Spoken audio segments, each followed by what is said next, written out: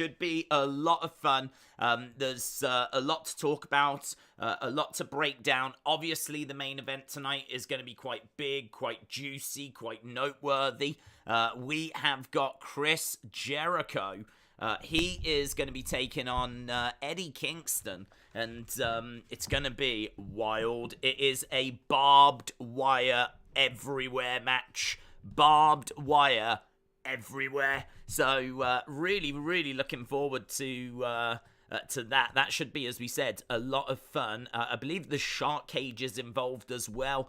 Jericho Appreciation Society are going to be inside those shark cages.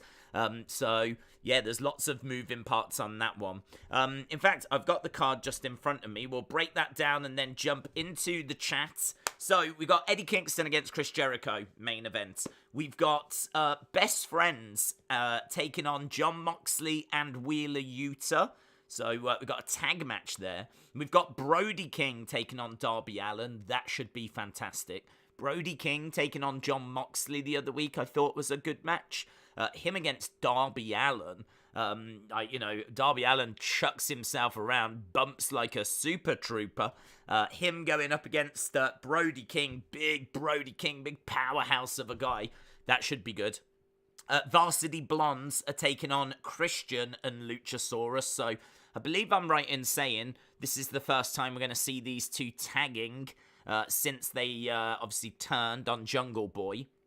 I don't know if they have teamed on Dark or Elevation, but we haven't seen them working together on Dynamite or Rampage, to my knowledge. So Christian and Luchasaurus, it's going to be really interesting to see what they're like as a team. I kind of like them as a team. I feel like they could go on to become tag champions. I actually don't know what the future plans are for them. But it'll be interesting. Be interesting to see what they do with them. So, Varsity Blondes versus Christian and Luchasaurus. As we said, Brody King and Darby Allin. Best Friends against Moxley and Wheeler Yuta. Eddie Kingston against Chris Jericho. And that main event is maybe a main event that a lot of regular viewers might think that I'm really not excited for. But you might be surprised to learn I actually am quite excited for it. I feel like there is potential for it to be a spot fest, and I'm not a personal fan of that. But I think that whenever I watch Eddie Kingston, he just brawls and he just fights. And he has a good way of making his matches not feel like spot fests. Like, his matches just feel legit, man. It really feels like he is going in there to hurt people. And I really respect that about Eddie Kingston. He is one of my favorites to watch. Certainly when he's in such an engaging program like he is right now as well. So, yeah, I'm quite excited for it because I think Chris Jericho is a great storyteller in ring. I do think that he has the ability to turn to a few spots a few too many times. But I'm all right with it. I'm confident that this should be fun. And as I said, hopefully, fingers crossed, it's just going to be a war. It's just going to be like a horrific match, but with barbed wire everywhere. They did the exploding barbed wire match, which I actually thought wasn't too bad. The only problem with that for me was the ending. So the actual match itself, I actually largely enjoyed. But as I said, the ending is obviously, I think, what most people remember. I hope we don't get anything like that tonight. For me, this doesn't need it. For me, just Eddie Kingston against Jericho is good enough. The fact that you're then putting barbed wire everywhere, and the fact that you've taken away the outside interference by having the shark cages as well, I feel like we've done enough on the gimmick front. We don't need anything else. We don't need to do any like big jumping off of anything or giant mouse traps or Lego bits. We don't need any of that. It's not needed. Like, the scene is set. Let's just have a killer match. And that's all I'm hoping for. Let's just have a killer match. If Kingston and Jericho go in there and have a brawl, a killer match, use their surroundings, make it feel real, this could be good, man. This could be really good. I'm genuinely looking forward to it. So it could be a car crash. It could. I'm just going to be straight up honest. It could. But I am looking forward to it. So we'll see which way it goes. That's our main event tonight. Eric says, I am jealous that you got that Zeus. Do you know what, right? I shout out to you, Eric. I had no idea that was coming. I literally got a delivery, and I brought it in. I didn't even know what it was. I wish that I'd done it all on camera, of course, but I didn't know what it was, and because I didn't know what it was, I didn't even know if I could do it on camera. I mean, I should have done it anyway, because had it have been, I don't know, something boring, then I could have just deleted the footage. So I kind of kicked myself afterwards. I was like, why didn't I, like, properly unbox this? Like, but I didn't know what it was. So I opened it up, and I was like, yeah, I had no idea. I couldn't believe it. So, yeah, really, really humbled by that one. And I think that one kind of really means a lot, because I just haven't been doing the figure videos for a while. But we did do, it's so strange, we did do a video about Zeus and when that news came through about what the San Diego exclusives were. I did do a video on it. I didn't do it knowing that was coming. I had no idea. Absolutely no idea. In fact, I did wonder, was me doing that video the reason why they sent the figures? I genuinely don't know.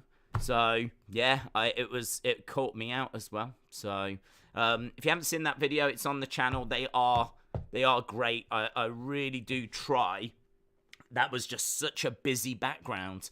I thought I need a less busy background so you can really see the detail. So I just went over by the door over there, and instead I filmed part of it by the door, but at least it's just like a brown background, so that you can really see the detail. Because, you know, the detail on those Ultimate Editions are insane, man. So, and it is worth just touching on figures at the moment. I know not everyone out there is a figure fan, but this weekend is the weekend. Tomorrow, actually, San Diego Comic-Con.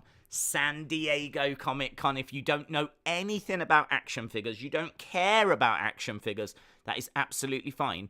Just know that tomorrow is the biggest day of the year for action figure fans. Like, pretty much everything for the rest of the year will be shown tomorrow, and even stuff they're working on for 2023. So Jazzwares and Mattel are going to be working on those presentations. Tons of figures that we won't have seen. And actually, I was just a couple of minutes late coming to this stream, because I just sent out a tweet. I sent a tweet out because I was sat here, everything was set up, and I thought, that's a really good question. That's a really good question, so I've just put it out on Twitter. I'll ask you guys as well, and feel free to put it in the chat. What is the one figure that you would love to see shown tomorrow? So we've got Jazzwares, we've got Mattel. There's going to be, no exaggeration, hundreds of action figures that get shown. And so, what is the one figure that you would love for them to show? I just put a tweet out on it. I thought of, I'll give you my top three. I'll give you my top three right now. In at number 3 would be Gunther, with the red jacket that he wears. That may be the Intercontinental Championship as well. I don't know if it'd be a bit soon for them to add that, but imagine a Gunther in red with that incredible entrance jacket, the Intercontinental Championship. Maybe, you know, he's had one figure so far and he was quite bulky, so, you know, his new physique, that would look so good. That would look so good. So that's in at number 3. At number 2 would be FTR. FTR with their entrance jackets, like cloth entrance jackets, the ones just like they wear. And there is a new FTR t-shirt that's dropped, which if we get chance, I'll try and show it you, because it looks really good, really cool, really retro. It's just got like FTR, a couple of like lines on as well. It looks really smart. So I really like that. So them in their jackets. I would like the belts, like maybe the Ring of Honor ones, but if we don't get those, it's not the biggest problem. Just FTR in those jackets would look amazing. But my number 1 would be Asuka. Asuka Ultimate Edition. I would love an Asuka figure where she's got a robe. The full entrance robe, swappable masks. I think there's so much. I mean, she is so toyetic anyway. You know, she's such a bright, colourful character that, man, a robe. They were meant to make a figure like that for WrestleMania 35. It was going to be a WrestleMania 35 exclusive, and they never did it. Well, now we've got the Ultimate Edition line. It would make sense to drop her in that line. So those would be my top 3. But yeah, in the chat, let me know what would be your top 1. What would you love to see at San Diego Comic-Con this weekend? Edward said, what are your thoughts on Brian Alvarez revealing on the latest Wrestling Observer that Edge will return with his rated R superstar gimmick? I haven't even heard that, to be honest. I mean, if that is true, then that does make me question, why have we gone so dark with the vignettes? I haven't seen that news. I mean, if that's interesting. To be honest, I've just been watching England women. So England are playing in a tournament, the Euros.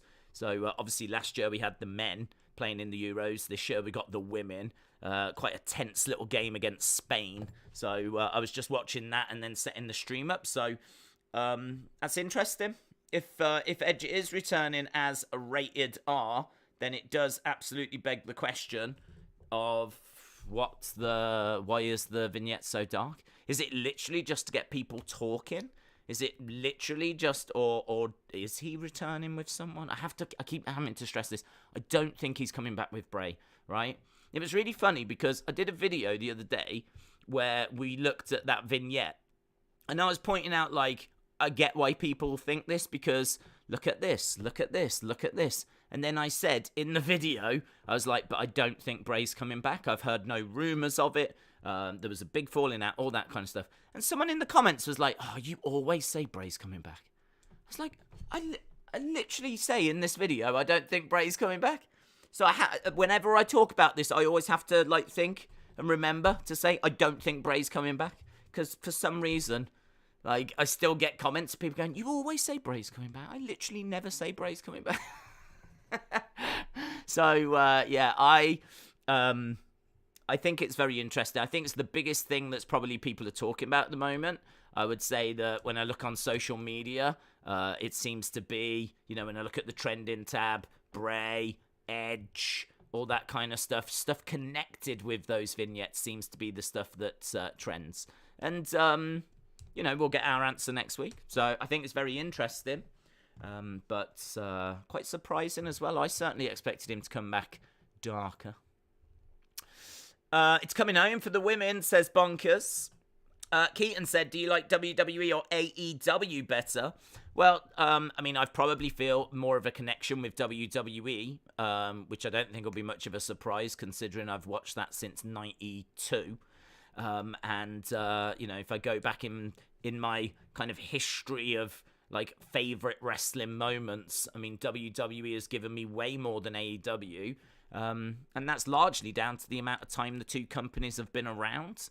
So I sort of feel that AEW are... I do think they made a mistake. I think AEW should not have positioned themselves and, like, gone after WWE.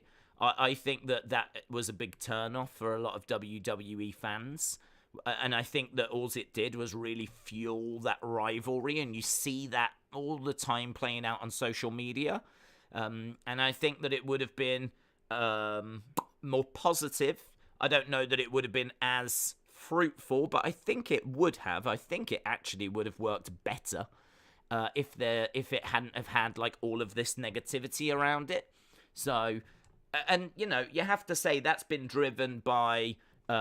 people at the top of AEW and people in WWE as well, in all fairness. We all remember what Triple H said at the Hall of Fame. So I think that for me, there's bits about both companies that I like, and there's bits about both companies that I don't like. But if I was told I had to just watch one going forward, I would choose WWE because I've watched it since 1992. So that's the honest answer.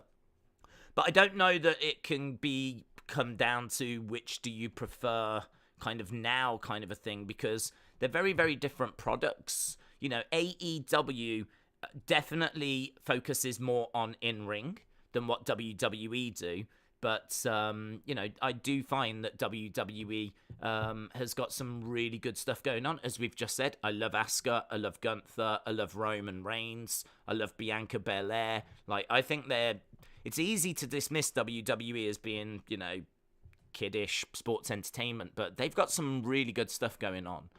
They're doing some really good stuff, but so are AEW. I am looking forward to the main event tonight. I was just talking about how I'd love to see FTR figures getting made, because I'm really a fan of what they're doing. Serena Deeb, obviously, I'm a big fan of what she's doing. Obviously, Bryan Danielson as well, absolutely fantastic wrestler. CM Punk coming back was great. So I feel like both companies can thrive and can survive and can grow and can have their own space. Like, I don't feel like, at the moment, I don't feel like anyone is taking anything from anyone else. Like, if you want to watch Raw, you can watch it. If you want to watch Dynamite, you can watch it. If you want to watch SmackDown, you can watch it. I do agree that if they go head-to-head, that's a problem. But at the moment, they're on different days, different times. You could watch Raw, NXT, Dynamite, SmackDown, Rampage. You could watch it all, and it doesn't get in each other's way. So it's, it's down to preference, isn't it? But I think there's room in the market for everyone. But have you seen, there is a new fight that's been announced, Charles Oliveira versus Islam, Aljamain Sterling against TJ Dillashaw, and the new fight announced is Yarn against O'Malley. Oh, that's a hell of a fight. It's a hell of a fight. That's a big jump up for O'Malley. I haven't seen that, actually, but that is a big step up for O'Malley. I mean, Yarn is arguably, right. I mean, he is maybe the rightful champion. He did fight Aljamain. So the first match, he lost the belt, and it was big controversy. The second match, Aljamain Sterling won it, right? So I think that kind of put to bed who the better fighter was, but I don't know, man. It was such an off performance by Yarn that it feels like if they were to fight for a third time, I really don't know who would win it. I feel like Yarn would stand a really good chance. So he's sort of like right up there, with being the champion. If O'Malley can beat Yarn, he's basically, one fight away from being the champion, and that is a massive, massive fight. That's a big step up as well. I mean, he was fighting people at the low end of the rankings, and now, boom, he's gone right to the top. That's a big fight. I don't know how I feel about that. I feel like that's too soon. I'm surprised he's took it, but interesting. Team CB said, why did you cancel football days? We spoke about it on Twitter. I put a list down. I need more time to focus on this channel, so really enjoyed it over there, and it was good. And we will do the World Cup. The World Cup will come back, but we'll do that later in the year. But right now, I'm just very, very aware, and I have been for a long time, that this channel has been maybe underserved. I mean, we've always done the streams, but it has literally just been the streams. And for the longest time, I've been eager to bring other videos to the channel, and you are starting to see those now. So a big thank you once again to everyone that's been watching those debut videos. And honestly, any feedback is appreciated. I've been seeing people in the comments, reading the comments, people saying they really enjoy the series, and people saying who they would like to see. We've had James Ellsworth requested, which is, I've put on the list. The Shield has been requested, and they're on the list as well. I can tell you that I've already got 2 videos lined up. So there'll be another one tomorrow. There'll be another one on Friday. I am going to try and I've got another few ready to go, which just need finishing off. So I am trying, and I don't know how long I'll be able to do it for, but I'm just going to keep trying to put one out every single day. Every single day. The debut, the WWE debut. And I would like to get to AEW, to be honest. I would like to try and include those as well, but I just sort of feel at the moment I'm just trying to hit some big... I feel like with AEW, because it's all been so recent, everyone knows those stories. I mean, doing the AEW debut of CM Punk, I mean, who doesn't know how CM Punk came in? But I feel like, can everyone remember how Alexa Bliss made a debut? Can everyone remember how Rey Mysterio made his WWE debut? Can everyone remember how Randy Orton made his WWE debut? I certainly had forgotten a lot, to be honest. I mean, I'm going back and having a great time kind of doing all of that research and everything. So some really interesting stuff that I've been like kind of finding out, to be honest. Definitely some shows that I'm watching that I don't recall ever seeing before, and things that I'd forgotten as well. So yeah, really, really enjoying doing those, and the feedback's been great, really, really positive. So yeah, just thank you for your support on that, and as I said, more on the way.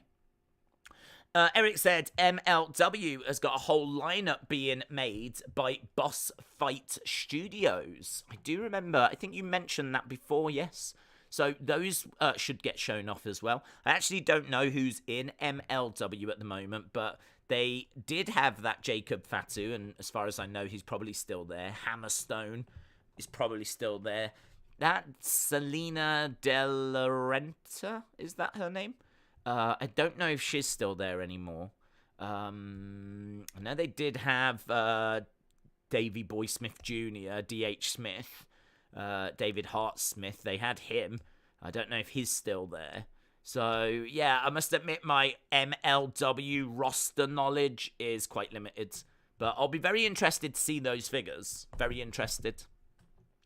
How long is a barbed wire everywhere death match? Well, I've got to think that it's going to be the main event, and I'd imagine they're going to give it at least half an hour. I mean, you're going to have, like, the entrances, then you're going to have the skullduggery of them getting inside the cage and blah, blah, blah, blah, blah. So, yeah, there'll be, you know, the actual match itself probably get about 15 to 20, but I'd imagine they'll give it a good chunk of time. There's a lot to go through. Shout out to you. How long do you think main event will last? Kingston has to win. Jericho needs to go away. I don't think they'll give it an hour or anything like that. This isn't blood and guts. You know, with blood and guts, you've got to go through the process of bringing everyone into the ring, and then the match starts. And there's, you know, plenty of people, plenty of action, and people can have, like, lie down during, like, you know, they can get beaten up, have a bit of a breather whilst they're lying there. That's not going to be the case for this. This is going to be two people brawling and going hard at each other. As I said, it wouldn't surprise me if, like, say, I don't know, 20 past, we do the ring walks, about half an hour. You know, maybe they're getting in the shark cages or something along those lines. I suppose, in a way, I don't really expect it to be too drastically different to usual. I'm not expecting this to go an hour. I mean, I think to ask Jericho to do anything like that long at this stage in his career would be quite an ask. I think to ask Eddie Kingston to go an hour would be quite an ask. So I feel like it'll probably be a fairly usual kind of time for a main event, but could be wrong. Let's go down. I was fun having different bases coming on one screen. Days really broke new ground. Shola, shout out to you. I don't know what that means. Nick says, have you heard that SummerSlam will be TV-14? Yeah, I put a little post out on the Wrestling Days community tab. So if I do hear any news, sometimes I hear some news and I'm like, is that worth a video? I like, quite often, like, you know, sometimes you get news where you're like, that's a video. And there's no doubt about it, like, that people need to know about this now. But then you get some news like that where you're like, is that a video? Or is that just, like, more of the 20 TV-14 story? And I couldn't quite tell. So I decided on that one just to do a post. So shout out to James Chadwick that sent me that story on Twitter. And I hadn't seen it. If you do see anything like that you think's of interest, ping it over. I'll quite happily give you the shout for it. But it was interesting, very interesting. I do wonder, though, if it's maybe just... There's a couple of thoughts on it. First of all, is that the start of TV-14? Is that when it starts? Is SummerSlam going to be the start of TV-14? Maybe, right? Maybe. The other thought is it just SummerSlam? Because we know that main event is Last Man Standing. We know that Paul Heyman did that promo the other week saying that this was going to have to be the most brutal match, because to beat Brock 1, 2, 3 is one thing.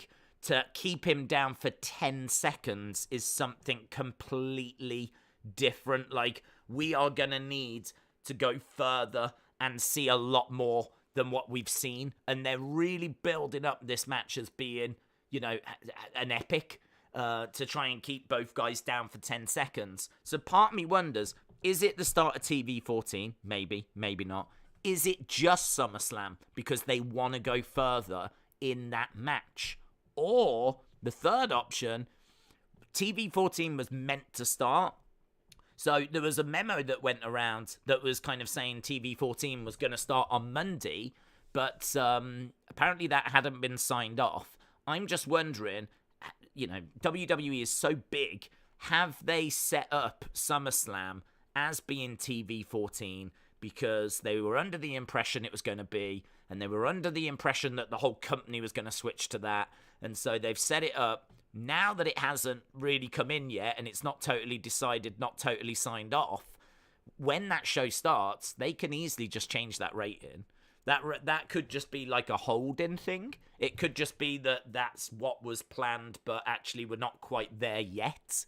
So this is why I didn't really do a video on it, because it's hard to know, like, it feels significant because we just don't see things getting a TV-14 kind of rating in WWE anymore. I went back and I looked at WrestleMania, I looked at Royal Rumble, I looked at WrestleMania Backlash. All of those were rated PG. I even looked at a few from last year. They were all PG. So for this to be TV-14 is interesting and it feels significant, but until we actually get to the show or we hear some reports, it's hard to know how significant, because as we said, there's so many options out there for what this could mean. Vape Ross Vape said, I've tagged you in something you will love. That normally means it's probably something I'm not going to love, but well, let's have a little look. You have tagged me in. Oh, something to do with Bruno.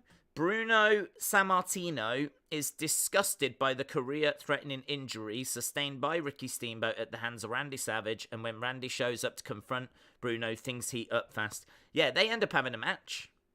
Bruno and Macho Man. So Bruno has a little run towards the end of his, man, let's not go down Bruno paths, but he goes from wrestling. His son wants to be a wrestler. I think it's David Sammartino. And they're like, we'll push David, but we need you around. Like, you know, in order for David to get over, we need you to be his, like, manager and team with him a few times and all that kind of stuff. And so Bruno agreed to do that, but he didn't want to. And so he actually has a bit of a run in the 1980s. And there are matches of him against Macho Man, which is just these completely different eras colliding. It's so crazy to watch. And, like, he does, like, he's in there doing, like, a promo back and forth with Rowdy Roddy Piper.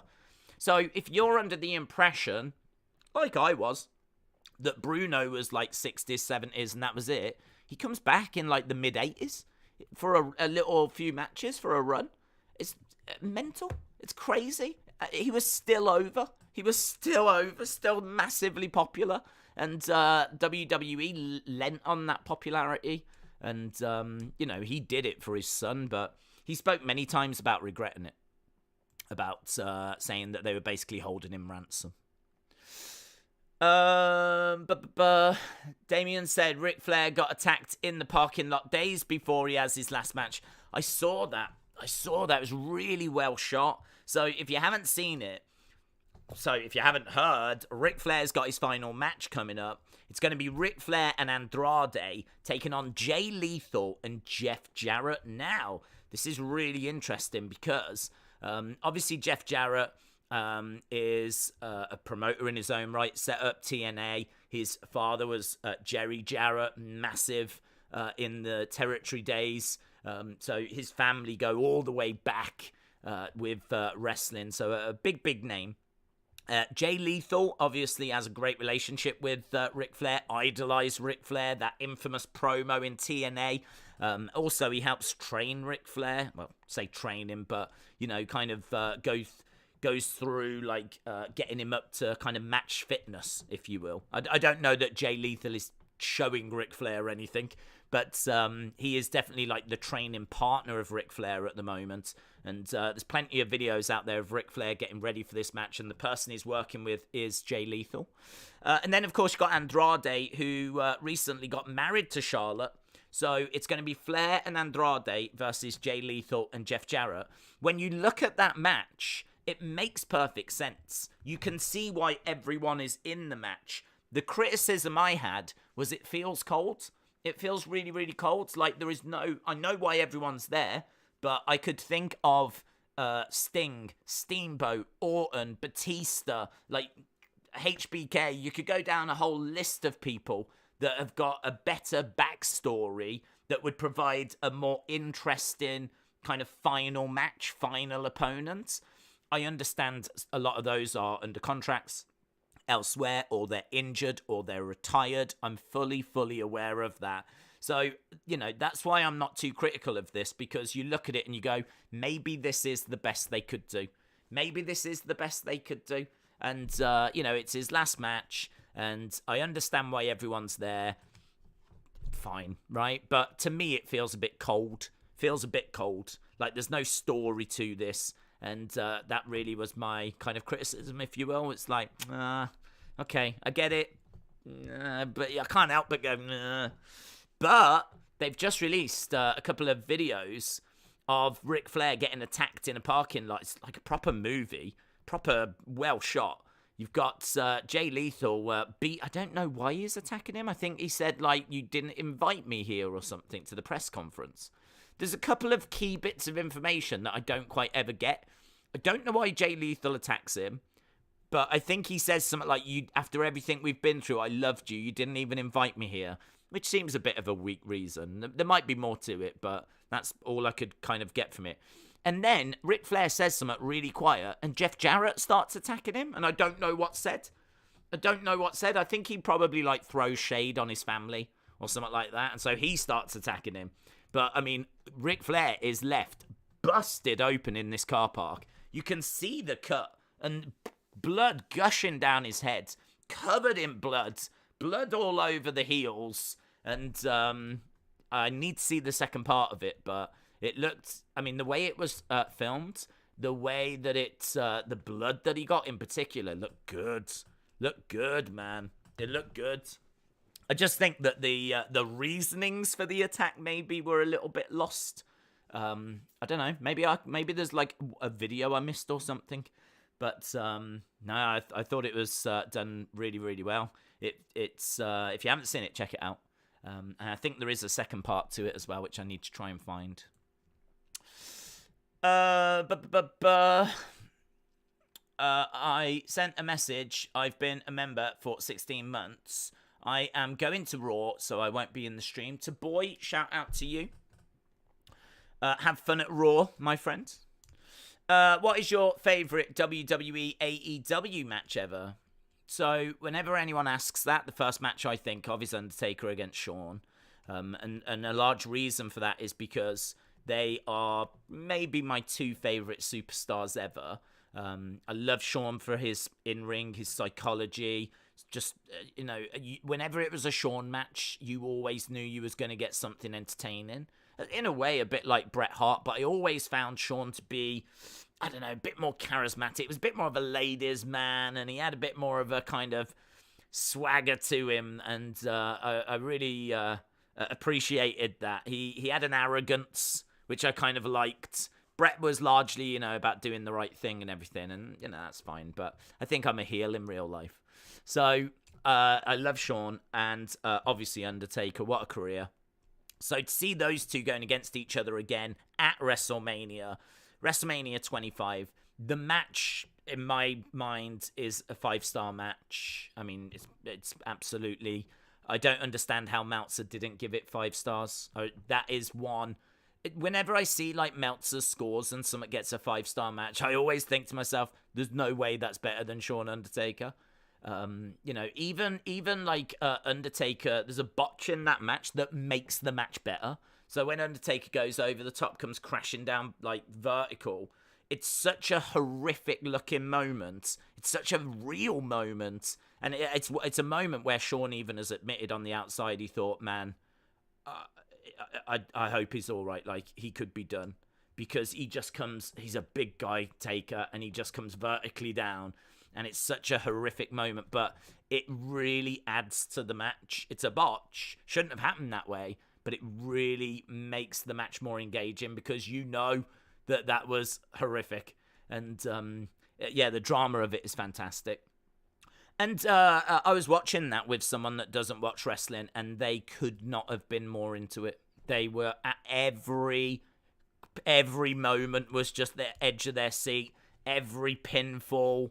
And I think to see the reaction that had on someone that doesn't even watch wrestling, I think it was brilliant. So I love everything about that match. The entrances as well. Everything about it. The fact that it's the way it sets up the next one, and then the Triple H couple of matches like that. Those 4 matches, the 2 Shawn, the 2 Triple H, that run, has, in my mind, has got to be the best sequence of matches WWE have ever had. The 2 Shawn and the 2 Triple H ones. I flipping love them.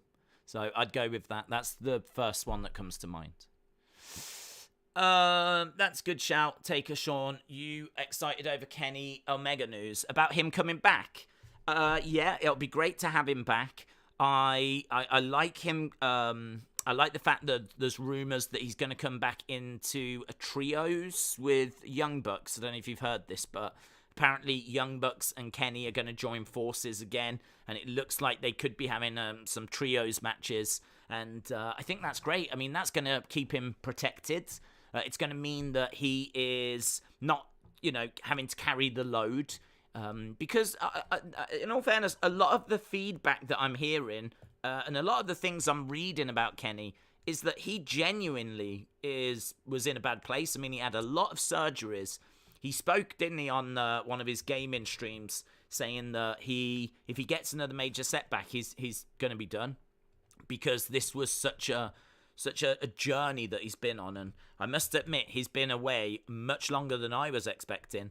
So, I mean, it's quite clear that he's been battling a lot of things. So, I think for him to just come back would be really good. I think AEW have definitely missed him. I think certainly for Forbidden Door. I mean, imagine if we did get Kenny at Forbidden Door and just the things we could have done there. I feel like he was a big piece that was missing from that. But I just feel like he's a big piece missing in general. I mean, him against CM Punk, amazing. Would be fantastic. I think anyone would want to see him and Bryan Danielson again. So him against Adam Cole. If we do get the trios of Young Bucks and Kenny Omega, then it would feel like Adam Cole and Undisputed Elite would probably be on the other side, like Elite versus Undisputed Elite. I feel like that's probably a feud we're going to get in the future. And I'm down for it, man. Yeah, I'm down for it. I think it'll be good. Tony Khan does want to introduce trio belts, says Davids. Brenton said, speaking of Meltzer and the star ratings, Cornette and Last read some of the original star ratings from Weasel Dooley. Dooley is who Meltzer took the star ratings from, definitely recommends. I heard that, yes. And apparently, it was inspired by the movie ratings. And so they decided, to start doing that for, or Weasel Dooley started doing that for the matches. And that's where Meltzer, as you say, got it from. And I think they're a good guide. But I think getting upset about them, I mean, it's one man's opinion. Yes, he's very knowledgeable. I would never say that Dave Meltzer wasn't. He's very knowledgeable. He's entitled to his opinion. But there's definitely ones in there I do not agree with. And I would be stunned if there was anyone out there that agreed with every single rating that Dave Meltzer has given, because it all comes down to personal taste. It comes down to what you like. And I think it's a good guide. I think if you want to know what matches that are worth watching, what matches are best avoiding, I think it's a good guide. If you want to look back and you fancy watching something decent, you just fancy watching a match and you just pick a random year, you could go to a Meltzer rating for that year and just pick out a match, and you know that it's going to be good. It might not be the level that he says, but each to their own, isn't it? Each to their own. Anna, hello Anna, hope you are well. Anna said, congratulations to all our fellow UK Heatwave survivors.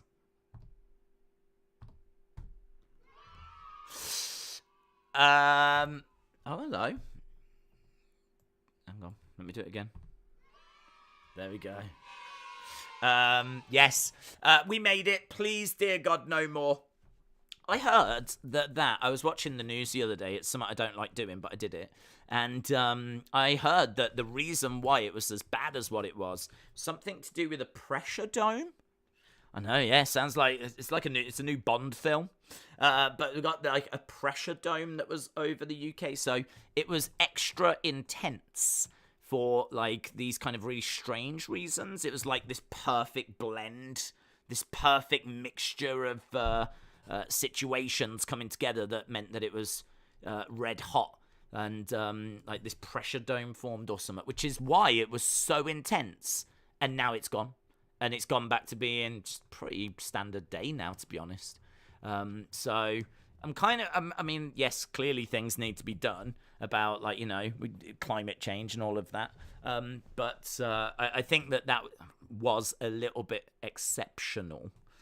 But I'm not downplaying it. I mean, God, it was so uncomfortable. And as we said, I do think things need to be done for climate change and all of that. But hopefully it's an exception, a bit of an exception, and we don't get any more of that this summer. But who knows? Who knows? Maybe these events are just going to become more common, even though they were exceptional situations, circumstances. Perhaps they're not going to be as exceptional as we move forward. But I know it's might be crazy to people abroad, but man, we just broke records for like the hottest day ever over here. There was like airports that were melting, like runways were melting, train tracks were buckling. Fires were just randomly starting. Like, things were not good over here in the UK for a few days. Daniel said, I think Kenny, with less injuries, is going to be so good in AEW. He had vertigo for 95% of his run, saying he had to get used to wrestling in a spinning ring and all the countless other injuries that he got. That's true. I do remember him saying that about the vertigo thing. I'd forgot about that.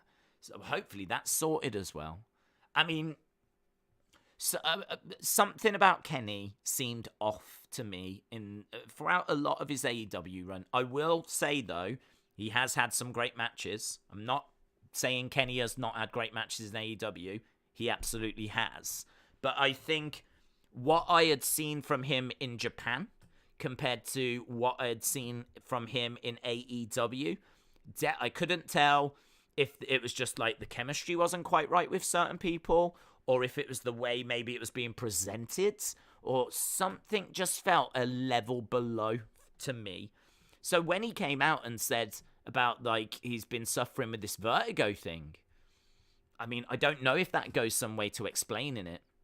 If he has got rid of that now, and he is going to be back to kind of the Kenny from Japan, I mean, wow, this could be a hell of a boost for AEW. AEW could get a real injection.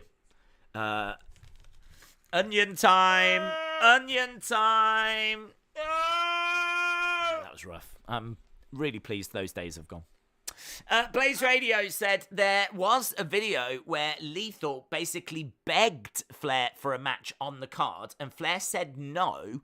That led to heat. And that led to the attack. So I did miss a video then. I feel like the video I watched could have made a bit of a better job of explaining that.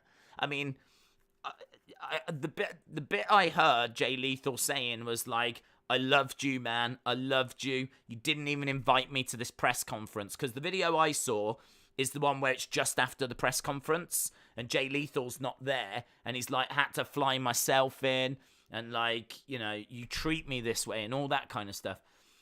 I mean, I can't. Maybe there's a mention in there of not getting a match on the card or something along those lines. but it didn't resonate. It didn't stand out to me. So that would be my only criticism with these videos, is that if you are going to do a series of videos to kind of promote this event and promote the main event, I don't know, I feel like that you might need to be a better connection somehow, because I think on social media you're just seeing each individual video individually. So that's really interesting. I'll have to see if I can track them all down. It did do a good job of saying, what I was watching, it says, the next part is available now. So I knew there was another video, but I didn't realise there was one before. So I'll have to try and track them all down. But I was really impressed with the one I saw. I thought it was really good. Ric Flair getting attacked in the car park, I thought it was really, really good. I mean, some of it, you can look at it. Some of the shots looked all right. But, it's pro wrestling. Do you know what I mean? It's like a 70-year-old man's getting beaten up in the parking lot. No one's calling the police. Do you know what I mean? I feel like there's things you look at and you go, there's enough people there. There's a cameraman that's just filming it. You've got, I think you've got Crockett there as well, who doesn't reach for his phone. You've got Ric Flair that's being assaulted and beaten up and everything. And, you kind of, again, with pro wrestling, you kind of have to take some of that logic away and just accept it for what it is. But, I think if you've watched pro wrestling, you won't struggle with doing that. And you'll really enjoy it. It was good. It was good. Very big, cinematic. Felt like a flipping movie trailer. Cornette said the same thing. The ratings weren't meant to be taken seriously. One of Cornette's listeners sent him and last several pages of Weasel stuff. They were thought to be lost. Jim said, true story, Greta is 19, even though she looks about 12. Actually, yeah, I think she is about that age, yeah. Australian Pie said, what do you think of JBL's title run? What do you think of the cabinet? I really like JBL's title run. I tell you what, his transformation has got to be one of the best transformations we've ever seen. From him going from Bradshaw with the long kind of hair. I mean, even when do you remember Justin Hawk Bradshaw, when he I think he had a longish beard as well. So from him moving from that into APA, going then into JBL with the stocks and, the limo and all of that, the evolution of him was fantastic. He was not the strongest of heels in the sense of getting wins on his own. I mean, obviously he needed that help, but he was someone that I think he was someone that always just cheated his way through life. He's a bit Miz-esque, but actually, I would say more credible than The Miz. I think The Miz is kind of right for this time. He wears outlandish clothes. Whereas at least JBL looks smart. Do you know what I mean? JBL and the suits and everything look really, really good. Look credible. Let's put it that way. He looked credible. And, yeah, I thought he did a great job. I was a fan of him as a heel. I thought that he was a good counterpoint for someone like Cena or whatever. And do you know what? He brought something different as well, because you have other heels around that time that are great in the ring, that are great specimens. I'm thinking Evolution and people along those lines, Batista and whatever, Randy Orton. That can, get the job done. And then you got JBL, who just was slimy, wasn't he? Slimy and slick, and I thought he provided something different. So, yeah, and you know what I do like about JBL? I know there's lots of accusations that he's a bully backstage and all that, and I don't know where the truth lies with that. I don't know, right? But what I do listen to his podcast, and he is so passionate and knowledgeable about the history of wrestling. And I do like that about him. And even on his commentary, he'll, I thought as a commentator he did a great job, because he would constantly reference Killer Kowalski, Bruno Sammartino. He would talk about the past. He would connect things that are happening now and talk about, how they connect to the past and where who made these moves famous. And, I like that in wrestling. I like that. It's a shame we don't get more of that. There is a lot of here and now in WWE, and there's not so much of, talking about where we've been. And JBL brought that on commentary, and I really like that about him. So I thought he was good as a heel, and I thought he was a really good commentator as well. 350 in the chat. We got 157 like Spike. Heather, shout out to you. Hope you are well. Hope everyone's excited. Looking forward for AEW. We are just moments away from the show. As I said, big thank you to everyone that's joining us, and a big thank you to everyone that's watched those debut episodes that we did. We will have another one tomorrow of those. We did Cody Rhodes, actually. Talking of AEW, we did Cody Rhodes today. But we didn't touch on AEW, as we said. I feel like AEW, it's just a bit too recent to kind of look at those. But I will get to them. I do want to do AEW. But maybe I just want people to forget about how some of these people made their debuts first. And maybe there's a few others. I really want to do Doink. I want to do Doink. That's on my agenda. We'll get to Doink quite soon, because that was fun, like how he came in. So, I'm kind of looking at people like that at the moment. Daniel said, I know you're not much of a Moxley fan, but it seems to me that since he joined the Blackpool Combat Club, you have started to enjoy him a bit more. Is that accurate? I'd say that's accurate, yeah. I would say that my concern with Moxley is that I don't mind his attitude. I mean, I feel like he walking through the crowds and all of that, very focused, very real brawler. I appreciate those kinds of things.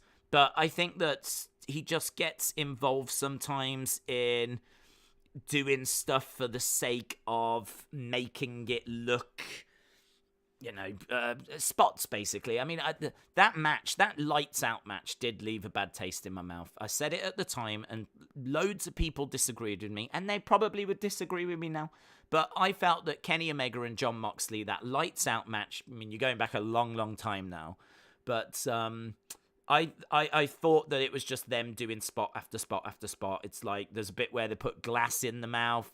Then there's a bit where he's being hung on the outside of the ring. Then they drag out this barbed wire bed thing that's been pre-made.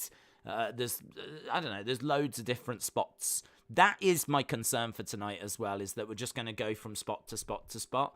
And it feels that way as well. It feels that way. It feels like we're doing this now. We're doing that now. We're doing this. Rather than it being a match that flows and we go with it. And, it's just, it is what it is in ring. It does feel like now we're going to do this. Now we're going to do that. And that lights out match in particular definitely felt that way. And I just feel like there's been a few matches like that he's been, a part of that has kind of turned me off him a bit, to be honest. I mean, I'm not the biggest hardcore deathmatch fan anyway. Like, those kind of matches are not matches I will lean to. Things like CLW, is it? Just not my bag, not my thing. I wouldn't give it the time of day. And he very much kind of represents that. I don't mind it once in a while if it's done well. I mean, I saw footage of two people smashing each other with light strips, fluorescent light tubes. Absolutely busted open. I mean, absolutely gushing of blood. And I don't know, for me, that's just not... If that's like the big final blow-off match of a feud that's been running for 2 years, and this is the big finale, maybe I could find a way of accepting it, right? But I get the feeling that's probably something that happens most weeks in CLW, and for me, it just it's a bit OTT. And I think he kind of represents that world. But since he's been in Blackpool Combat Club, I do feel like, I don't know, maybe the influence of Regal, Yuta, Danhausen has kind of brought him back away from that and more in ring, more into wrestling, more into having, fairly, standard matches. And I would agree, since he joined Blackpool Combat Club, I have enjoyed his work more. Let's put it this way. If Moxley was in the main event tonight, I'd be a bit worried. Because I think he's got the ability to kind of go a bit too far, do a few too many spots and things along those lines. And I think this is the kind of match where he can just run wild. But I think Kingston, hopefully, is going to keep this a brawl. Jericho, I've got some concerns over, but we'll see. We'll see how it goes. I mean, look, I'm going into this open-minded. If I don't like it, I'll just say, look, it's not my thing. Yeah? I'm not looking to, like, moan about this or whatever, because I'm going in knowing what this is. It's a barbed wire everywhere match. This could be blood everywhere, light tubes being used, all of that kind of hardcore stuff, right? It could be that. And if it turns out to be that and it goes a bit too far for me, not too far as in like, ooh, I'm, squeamish. I don't mean that. I just mean like to the point where it stops being a sporting contest. Don't forget AEW is meant to be sports based. That's what we were told at the start, and I do cling on to that because I do think there's a need for that in wrestling, for it to be sport, where it's two people competing to be the best. And I don't know, sometimes you can go a bit too far away from that. So we'll see. We'll see if it crosses that line or not. But if it does, I'll just be like, it's not for me. But I'm going in with flipping optimism, I tell you. Optimism. But yes, I would say that was accurate, Daniel. I would say that was accurate. Mitchell said, you missed my super chat. Oh, I'm sorry, birds. Let me scroll back up. Here we go. Mitchell, shout out to you. Thank you very much. Do you think they're calling it a barbed wire everywhere match to distance from the exploding death match? Also, how's the air quality with green skies? Wow, this is dusk. This is dusk. For those that don't know, I am actually streaming live from a roof in Bangkok. And this is fine. I know it looks concerning, but it's just, the sun is, slowly fading away here. You do get this beautiful yellow effect. So it's nothing to worry about. I don't want you to worry about that at all, right? We've not had any kind of nuclear fallout or anything. So I'm not about to become Adam Bomb. But yeah, I think that they could be distancing themselves from that, I suppose. I mean, I feel like there is probably a bit of a bad taste in people's mouths with the exploding barbed wire match. I do think they should revisit it, because I actually thought the match they had, as I said earlier, was pretty good. Like, the match in ring was pretty good. It was just the ending that went wrong. But I think the match before that was, absolutely fine. And fair play to Eddie Kingston as well. Do you remember he came down and launched himself onto, was it Moxley or, I think it was Moxley, launched himself on top as this kind of failed explosion went off, and he sold it, and everyone was like, oh my god. But he explained it really, really well. He was like, look, I've been, locked away, and, I've heard those explosions, those noises. I've heard things that you can't even imagine, and I'll hold my hands up. I passed out. It's a mechanism that my body has to cope with those situations. If I feel that I'm going back to those places, my body does shut down. And it was a good little promo as to how he explained it, in all fairness, because obviously it was meant to be this big moment, and it didn't quite go that way. So I would say that at the moment it's probably better that they do barbed wire everywhere, right?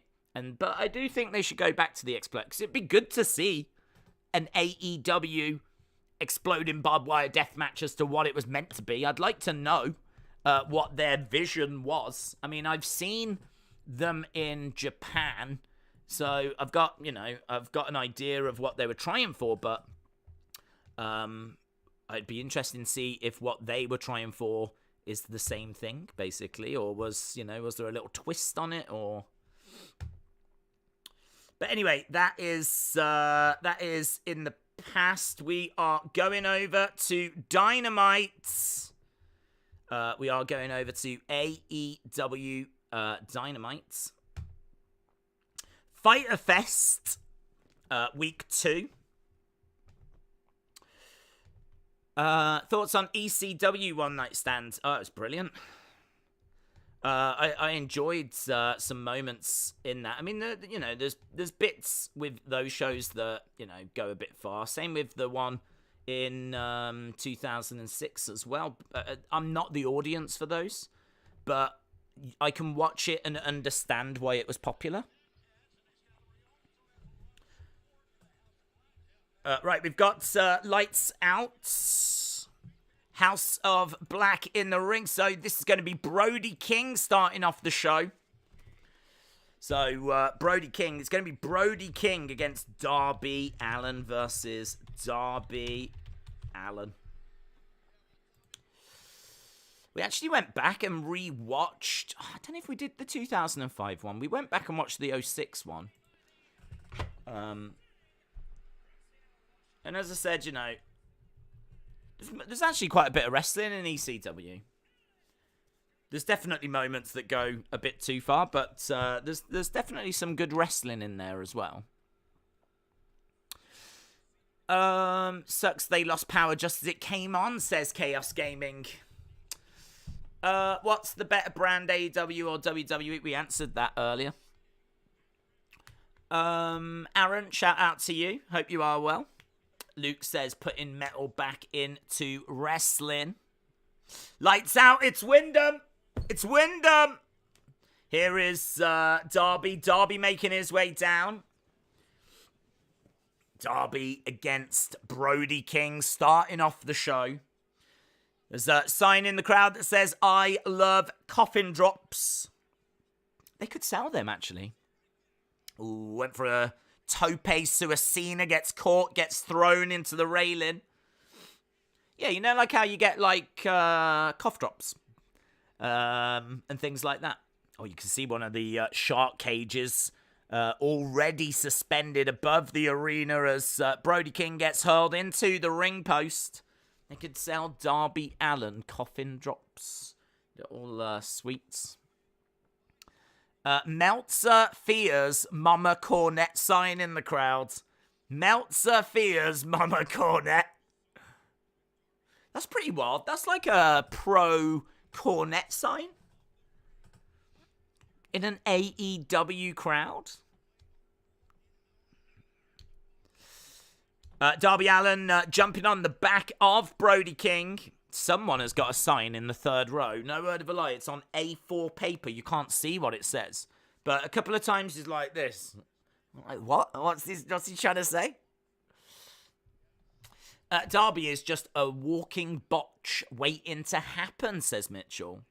Adam said, I'm sorry I've not been in the streams. I'm here and ready for AEW. Adam, mate, you just come and go as you please. Yeah? We don't take registers. You just come and go as we've all got things to do. I appreciate that. I hope things are going well. So we've got Darby being put up top. What does the shark cage have to do with anything? Well, it's Shark Week, isn't it, on Discovery Channel? And is this the same family of channels? Is it? Is Discovery, does Discovery own TBS now? And so, Shark Week's a massive deal. So we've got the barbed wire everywhere. And they're like, can we have a shark cage as well? In all fairness, it's not the worst match to put a shark cage in, is it? I mean, you've already got barbed wire everywhere. You're already doing something pretty wacky.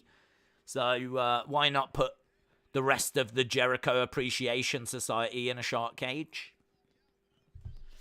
Wow, Brody King spins Darby Allin around, hurls him into the ropes.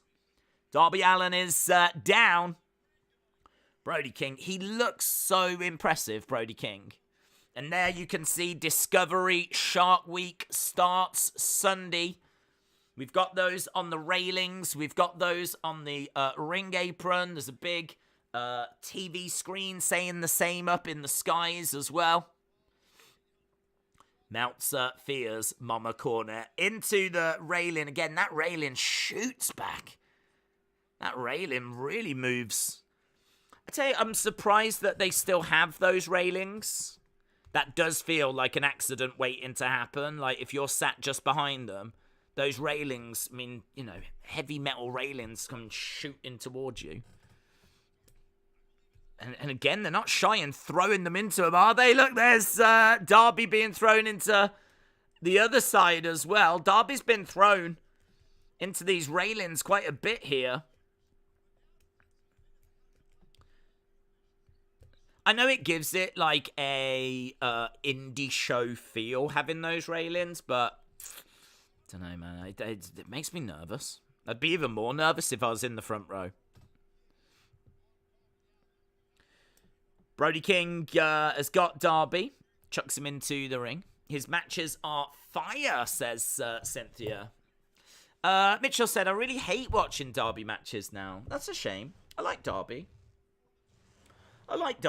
I appreciate the fact that he like really throws himself around.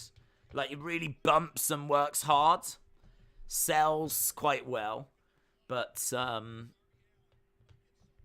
yeah, I mean, I don't think it's unfair to say that he's lost a little momentum.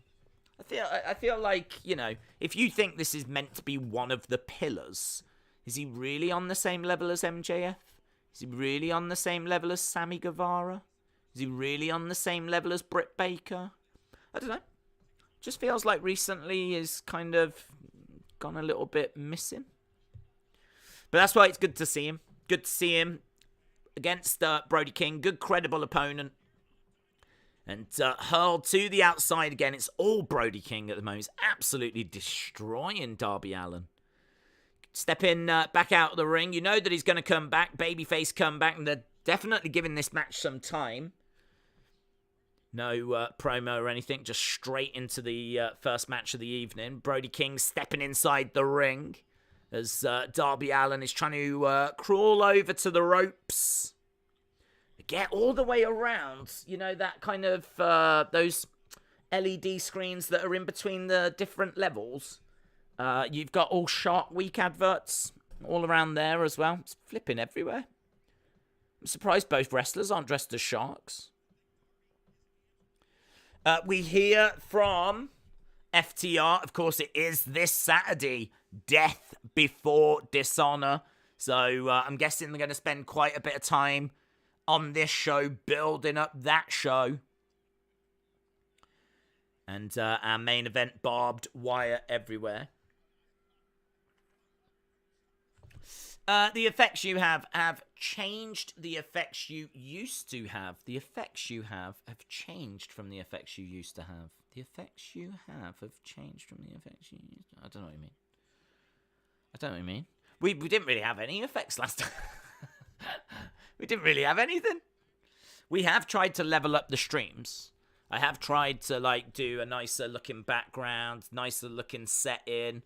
You know, boobs. I've got buttons now. So there's definitely things that are happening on the watch-alongs, which is hopefully going to make it, and much more to come as well. I mean, literally, I've got this box here, and I really haven't done anything with it yet. So, but it's all happening. We're moving in the right direction. I can tell you that Darby is not moving in the right direction. Darby is still struggling. Is down.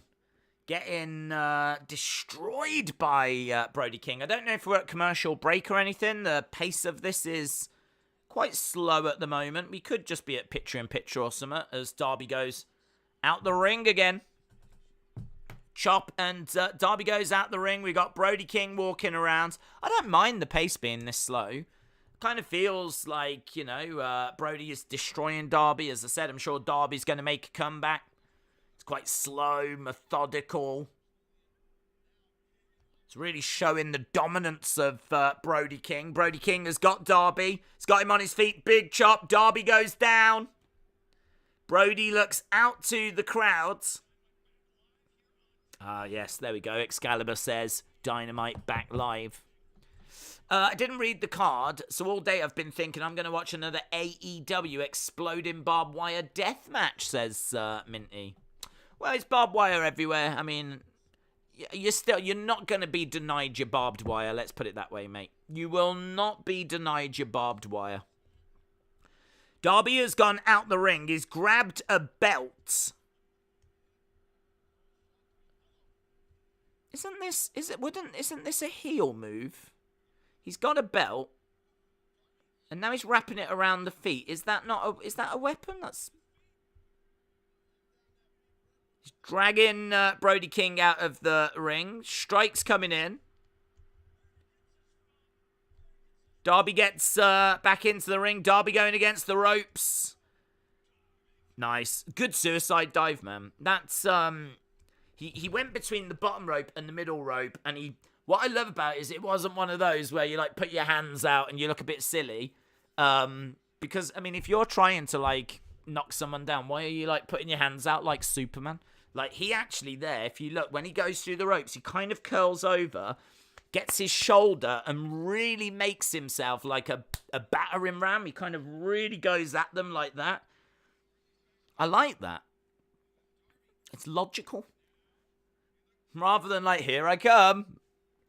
Like, proper leans into it, turns himself into a battering ram. He tries to collide into Brody King.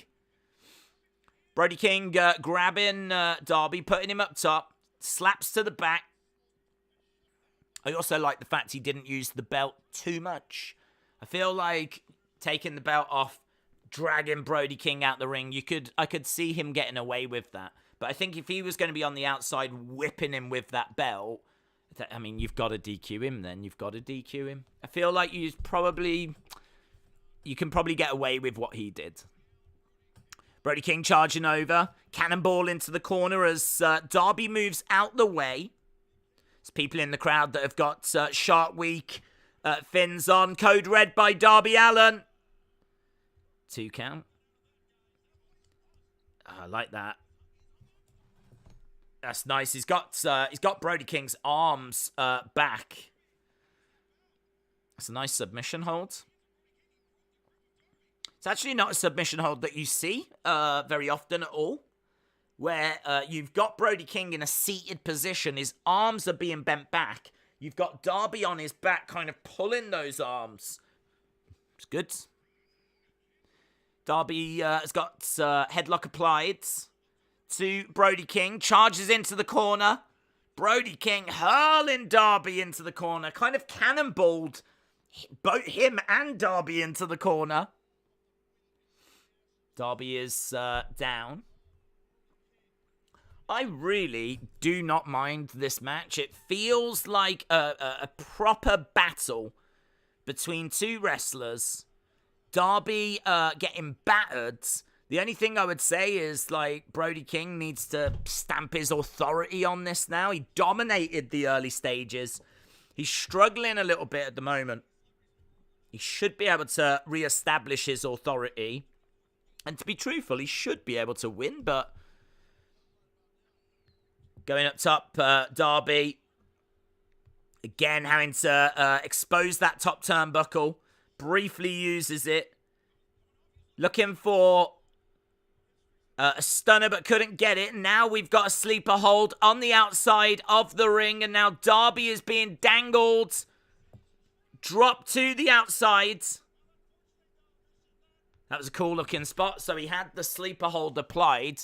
Darby was hanging there on the outside of the ring, and Brody King just drops him. Darby crashing to the floor, to the outside. And referee counting away. What we up to? 6. We're up to 6. 7. 8. I think we're up to 8. We're probably getting to 9. 9. And Darby gets back into the ring. I think Brody King had to know that he was going to make it back in. So he grabs him. He's got him up. Oh, my God. Plants him. That should be the end. 2, 3. And it is. That's a great match. It's a fun little thing. There's nothing about that I was against.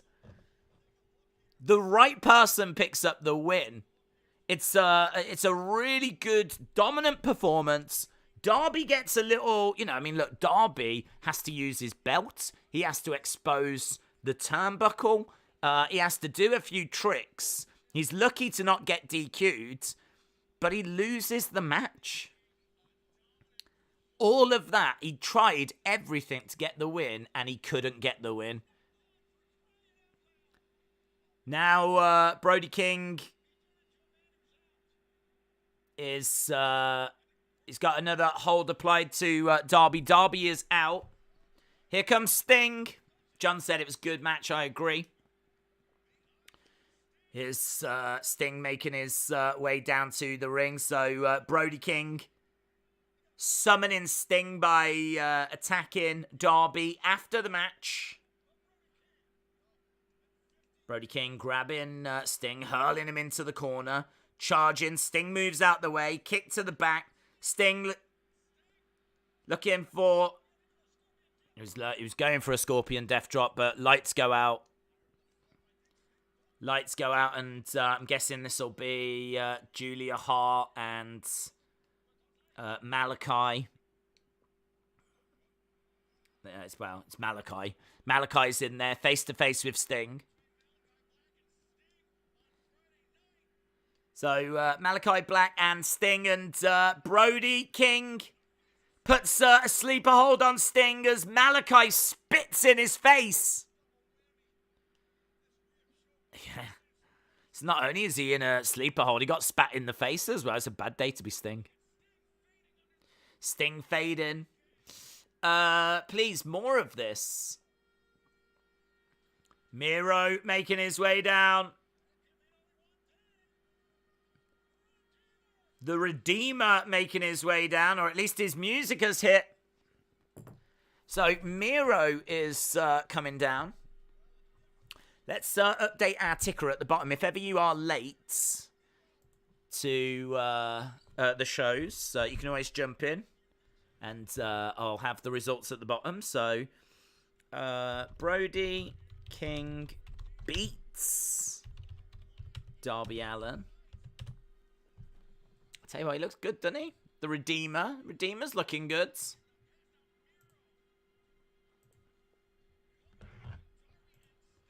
So, Brody King beats Darby Allin. That's our first result so far.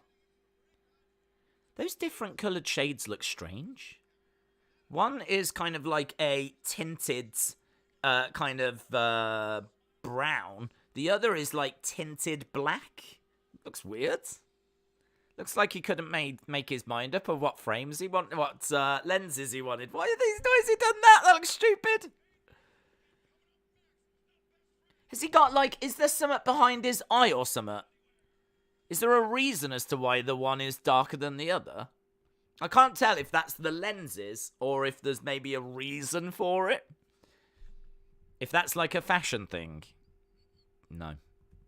He'd look cooler with them just being normal glasses. Fashion days. Does anyone know how to get flies out of your house? Well, you can get fly paper, or you can get fly spray. They are annoying. Fly paper might be your best option, but having your doors and windows closed is probably the way forward. They're like 3D glasses. Miro's glasses are different colours. Stupid! It's called Style, says Esteban. Daniel said he's selling the eye from Forbidden Door in the four-way for the All-Atlantic Championship. Malachi cost him by spitting in his eye. I still don't know if they're different colours, though. I still don't know if they're different coloured shades. I mean, look, guys, this might be a whole trend. This might be... on TikTok right now, everyone might be wearing different lenses. Different coloured lenses, yeah? But I just need you to know that I am here to ridicule it if that is what's happening. If that's what's happening, I'm here to ridicule it. And ridicule it I will. Let's be honest. Rusev Day will always be better than Miro, says HBK Hinson. Blaze said, will we see Shark Boy special appearance? Do you know what? I feel like wrestling has maybe moved on from that, but I honestly don't know. If this was, 20 years ago, then we would have a lot more kind of shark references, maybe Shark Boy and all that kind of stuff. At the moment, it's just a shark cage and lots of advertising. But who knows? I mean, right now, we do have AEW Dynamite inside of a fin, and we are underwater, and I do have sharks swimming, as, like, I've got this moving graphic. So, God, you lot love Shark Week, don't you? You love Shark Week! I don't get it. I don't understand. I don't understand why the sharks are getting all the love, and there's, like, nothing for lions or whales. Honestly, whales? Killers? Dinosaur Week? Jordan, are we friends? No. Bring back Curry Man, says Eric. Right, we're backstage.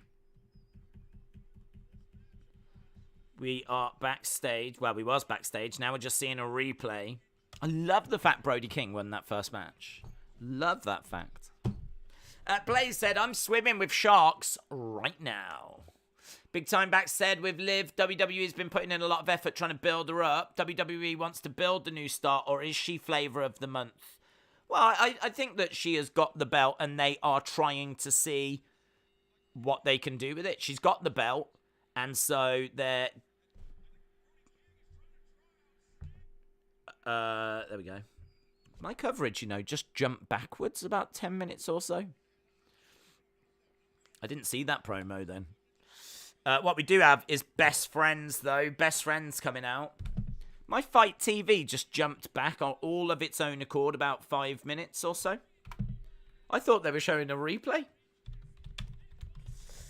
In answer to your Liv question, listen, I think that they're probably encouraged by the reception she's getting, the merch that she's selling, and they are investing in her.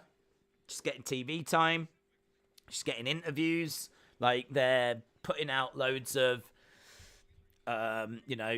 news. I mean, Alexa came out and said everyone was really pleased that she got it. I mean, there's a lot of positive propaganda that gets put out there, and which I'm not against.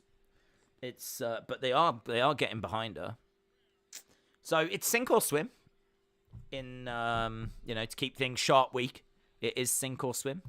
Either she's going to deliver some good numbers, some good segment numbers, some good merch sales, and it's going to work, or she's got a very vocal fan base, say on Twitter, on social media, but the wider universe are just a bit about her. So we'll find out.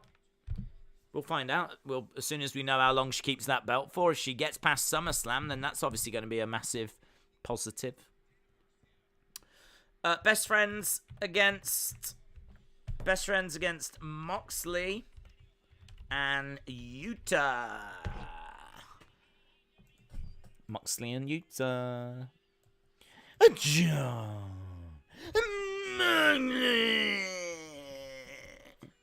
On a 14-match singles winning streak, the AEW interim champion is here. Forged in combat.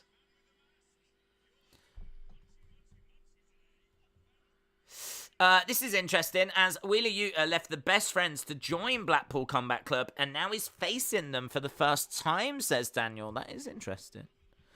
We got Orange Cassidy on commentary.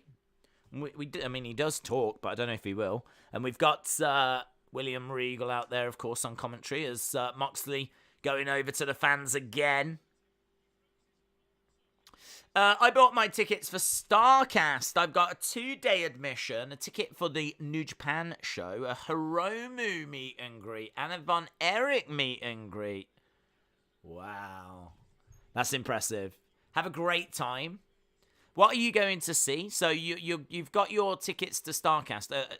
I don't quite know how it works. Like, can you just go to any of the podcast live shows? Or do you have to buy, like, I don't really know. I don't know how it works. I know there's tons of meet and greets there.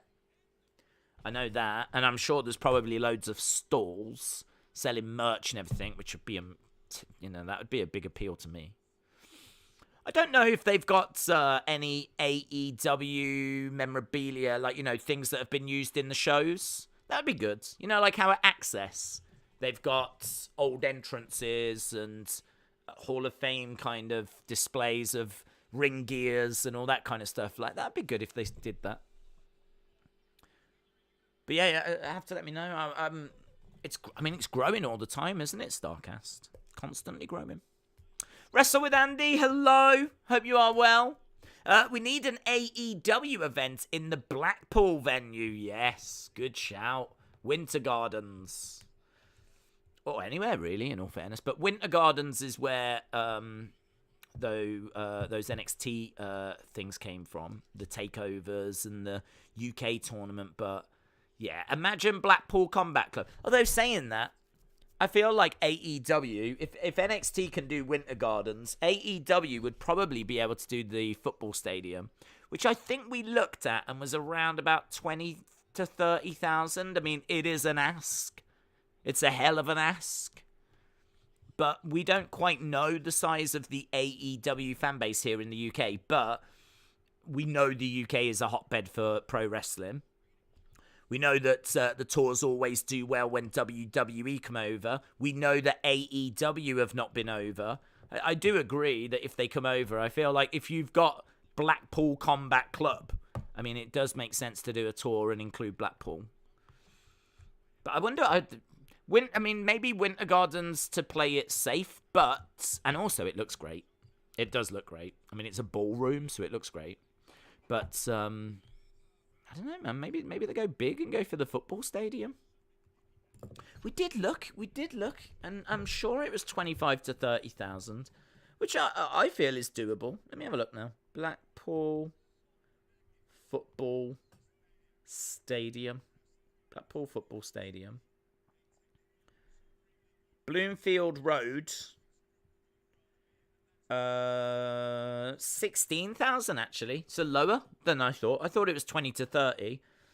It says their biggest was 38, but and obviously you have got on field as well. I mean, if the stands can hold 16, then I've got to think you can get 4 on the ground. So yeah, it'd be about 20,000 actually. It's a really nice sized stadium for an AEW show in Blackpool.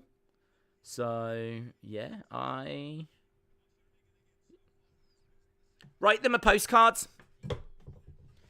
Jot it on a postcard. Send it over to Tony Khan.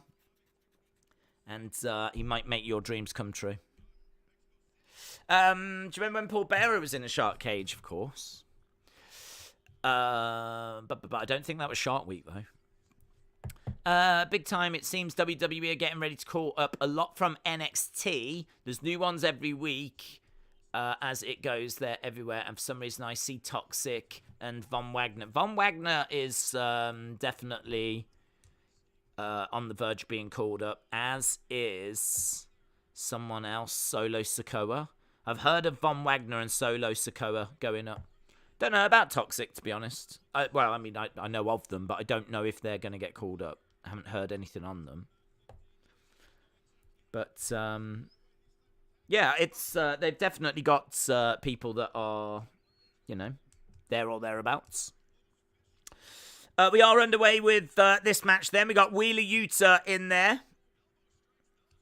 With Trent, we got Chuck on the outside. Nice Inzaguri. Looking for a German there. Gets reversed, and it's Yuta that gets dropped. I just want to see Combat Club Jolly Boys out in segments. That would be fun. See them trying some rock. Going on the Big Dipper. Going to Madame Two Swords. Having some fish and chips on the beach. Going into a pub. Trying to avoid being stabbed. Maybe being attacked by some young drill artists. I feel like drill is very big in Blackpool. It's it's a weird little place. It's kind of like our Las Vegas, but if Las Vegas was like much smaller and a lot tackier. But they've got like a fairground, big kind of theme park thing there. They've got the tower, which you can go up. They've got the illuminations. They tend to have, like, some big shows that take place there. They've got, like, a look-alike waxworks thing there as well. They did have a Ripley's, believe it or not. I don't know if that's still there. I think it probably is. Got casino, obviously pubs, clubs. I mean, you could do some fun segments, I know that much. You could do some fun segments. Ricky Starks is taking on Cole Karter. That's an FTW Open Challenge. We've got that still to come. FTW Open Challenge. We also are going to hear from FTR as they prepare for Death Before Dishonor. And we've got Athena and Willow taking on Jade and I think that was Kiera Hogan. And then, of course, we've still got the Barbed Wire Everywhere Death Match still to come. Blackpool is our Las Vegas. If Las Vegas was addicted to crack, well said. Well said. Sasha and Naomi tried to force Vince to change his ways to points. They left the titles in Vince's office. Now we've got tag belts being vacant and other belts in the bin. Can I just say, though, I completely disagree with the Sasha stance, which will come as no surprise to anyone. You know, on Twitter at the moment, you see a lot of, Sasha and Naomi were right. They were right all along. But the thing is, they wanted to do something which was make the women's titles, more meaningful. Vince didn't want to do it. No one, to my knowledge, has ever said that Vince cares about those women's tag titles. So, the Sasha stand saying, look, they were right. They were right. I don't understand what they were right about. What were they right about? What were they right about? They were right about the fact that Vince doesn't care about the tag belts. I mean, Jesus. I don't understand. I don't understand because he's never cared about them. And now people are seeing the belts get thrown in the trash can going, that's a shot at Sasha and Naomi. I mean, it's not. It's a reference to the Medusa thing from the 90s. And, again, he doesn't care about them. He doesn't care about them. He's never cared about them. And that's not news. So it's like, but the idea that Sasha and Naomi have exposed this is just nonsensical. It's just ridiculous. The fact that they've brought this to light, I mean, it's been obvious since they got brought in that this has not been a major focus. I mean, for the longest time, Naomi and Shayna had them. Do you know what I mean? And they get passed around, and I mean, they're just low down on the cards. There's never any emphasis on them. It went through a period where you could defend him on NXT, and you got some interesting stuff there, but they've never been a focus. Do you know what? It would be like R-Truth leaving because he wanted to do more with the 24/7 belt, and then R-Truth fans going, see, R-Truth was right. They never cared about that 24/7 belt. It's like, no, we know. We're aware. We're fully aware. Welcome to the party. Have you been asleep? So I find that noise to be noise. Actually, what I find it, I think, a way that fans are trying to justify what Sasha and Naomi did. I think that's the reason for it. I think they're trying to use it as see, this is why they walked out. They told you Vince didn't care about those tag titles. It's like, come on, we knew all along. We knew all along. They knew all along. Everyone knew all along. So, but look, the women's NXT one being thrown in the trash can, I don't know if they're done with tag belts. They could be. They could be done with them.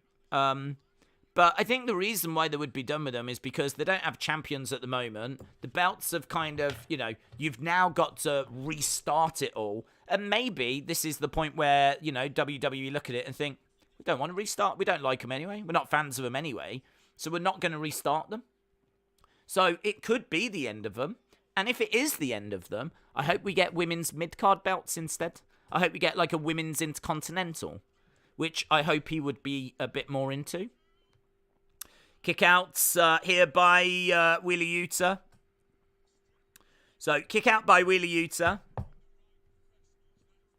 So, yeah, I hope we get a women's Intercontinental or a women's United States or just some kind of women's mid-card belt. Because I think that would be really beneficial. I think that would help. I don't know if we need 2 women's mid-card belts, but you could maybe do it. You could maybe have 2 women mid-card champions, same as the guys. Women's United States, women's Intercontinental. Or just have something different. That way you don't have to say women's. Do you know what I mean? Like, if you had, I don't know, European. The European title now is a women's belt, so you don't have to say women's. You just say European. 1, 2, knee to the side of the head by Moxley. Best friends almost getting a pin. Double clothesline. Both of those go down. In fact, everyone is down in the ring. All 4 guys are in the ring at the moment, and everyone is down. I don't think Orange Cassidy has said anything. Moxley rolling over to the outside. It's Wheeler Yuta that's the legal man. Yuta trying to make his way over to Moxley. He's trying to get over, but Trent charges over, knocks Moxley off the edge of the apron. He grabs Wheeler Yuta. Wheeler Yuta fires in a shot. Another big chop coming in here as Trent goes back. Chuck gets tagged in. Nice. Guillotine being applied here by Wheeler Yuta. Moxley comes round. He grabs Trent. Drags Trent out. Looking for a figure 4. The 2 guys that aren't legal on the outsides. We've got figure 4, but a lovely suplex in the ring as Wheeler Yuta goes into the corner.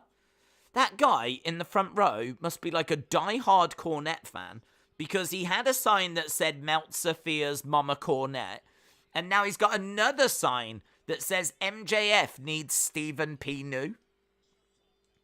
Wheeler Yuta rolls up and gets the pin and the win. It's Chuck Taylor that takes the pinfall. Gets pinned. It's a victory for Blackpool Combat Club. Bring back the butterfly belt as a mid-card belt, says Esteban. Wheeler Yuta taking on Daniel Garcia this Saturday. I would introduce some mid-card belts, and I think that Vince would care about those more, because I just think he's a singles wrestler kind of a guy. I just don't think he really cares for tag team wrestling. And, I mean, I would say the guys have gone through a nice little phase, what with RK Bro and the Usos. And, you know, you've had teams like New Day and whatever, but it's hardly been the most vibrant tag division, has it? We've seen some killer teams like flipping FTR come up from NXT. NXT churned out American Alpha, churned out FTR. You've got DIY there if you want them. You know, churned out Ascension. I mean, don't forget how great the Ascension were in NXT. And then they come up to the main roster, dead. You know, they've churned out all these great teams. All of them just dead, gone, botched. There is a shark! Yay! There is a shark! Someone's dressed as a shark! Just do it, do it. Thank God. Thank God for that. Vape Ross Vape, shout out to you. Vape Ross Vape says, let's go down. 10 years ago, there was a faction called the Gentleman's Club with Chuck Taylor, Drew Gulak, and Orange Cassidy, and against all odds, they all made it. That's interesting. I didn't know that. Interesting. I feel like I've got kids cheering. I need, like, a round of applause. If I read something like that and it's good, I feel like I need a round of applause. I'm going to add that. Right, this is the Swerve in Our Glory title celebration. Swerve in Our Glory title, celebration.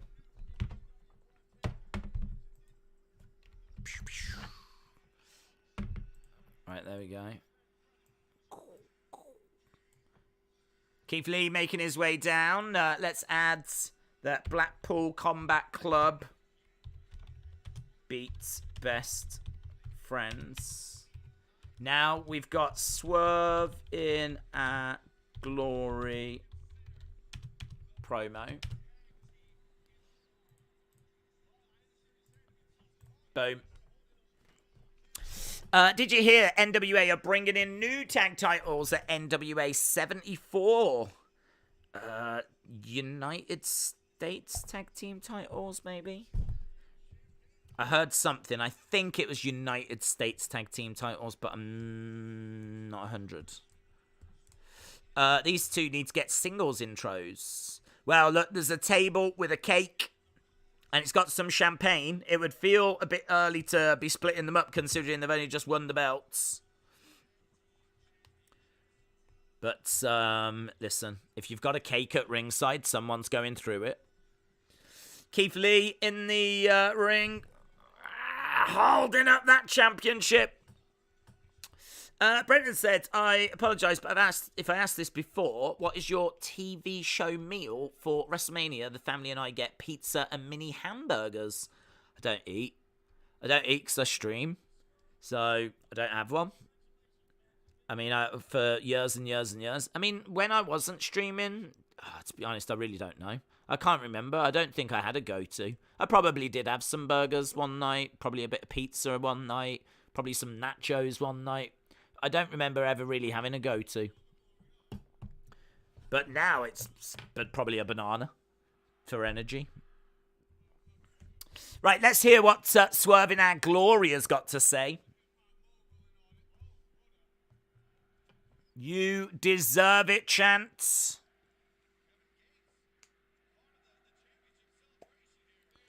Kevin Gates. He is a best-selling rapper. I've never heard him. Don't know what he does. Oh, he is called Kevin Gates. That is Bill Gates' son. Bill Gates' son in the crowd. Kevin Gates. Big fan.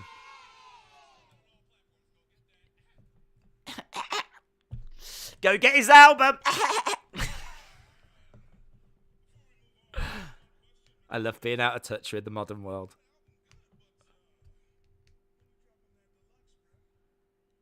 Your album's good, but when are you dropping the deluxe version? Go get it, guys!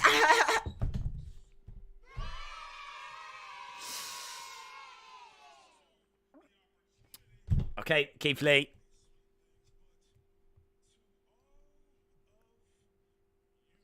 He's thanking everyone. Let's see what Absolute Ricky Starks has got to say.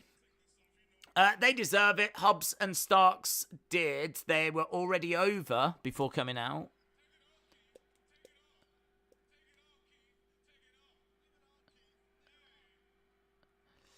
There we go. Jacket gets taken off.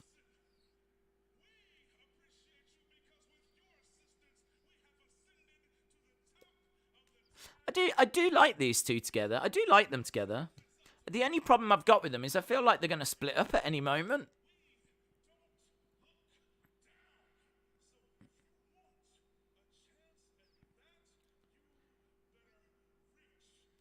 We don't look down. If you want a chance at that, then you'd better reach. Nice.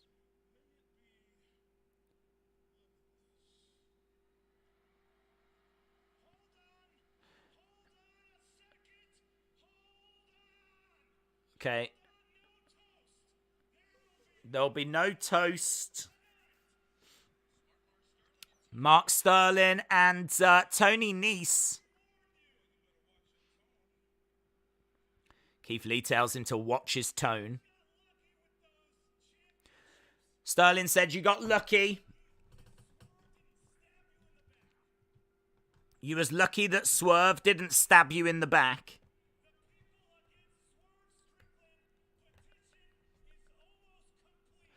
I've got no idea who Kevin Gates is, but AEW do need celebs in the audience, says Larry.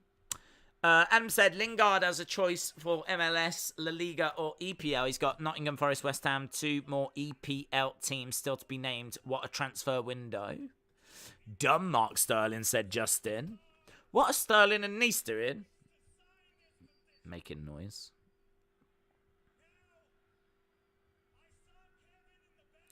Talking about a petition.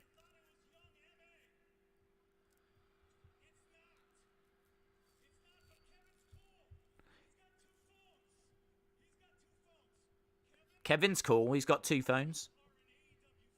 You're an AEW fan. So I need you to do the right thing.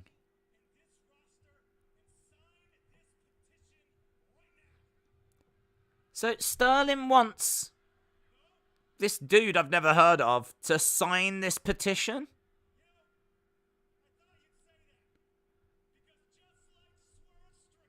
Just like Swerve.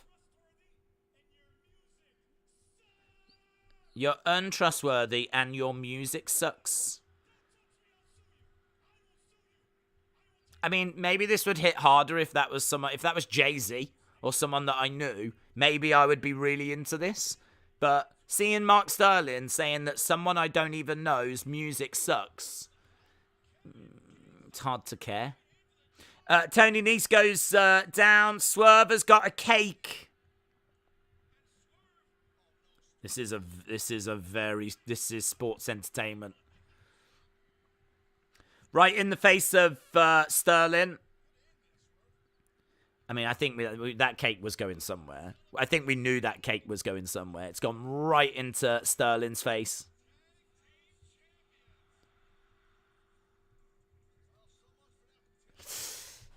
He got the cake. Sterling is caked. Caked Mark Sterling. Cake looks nice, though, in all fairness. Like, it didn't look that dry. As soon as he smashed him in the face, it broke up into, like, some nice, it looked all right, that cake. Hopefully, he'll be able to go backstage and have a little bit of it. Hello, Legend Killer. Shout out to you. William says, big boobs suck. William. Boobs. Do you think Vince is bored of Alexa? Because I feel like the doll and the magic stuff has hurt her legitimacy. Her 2018 heel run is credible against Bianca, but not this current version.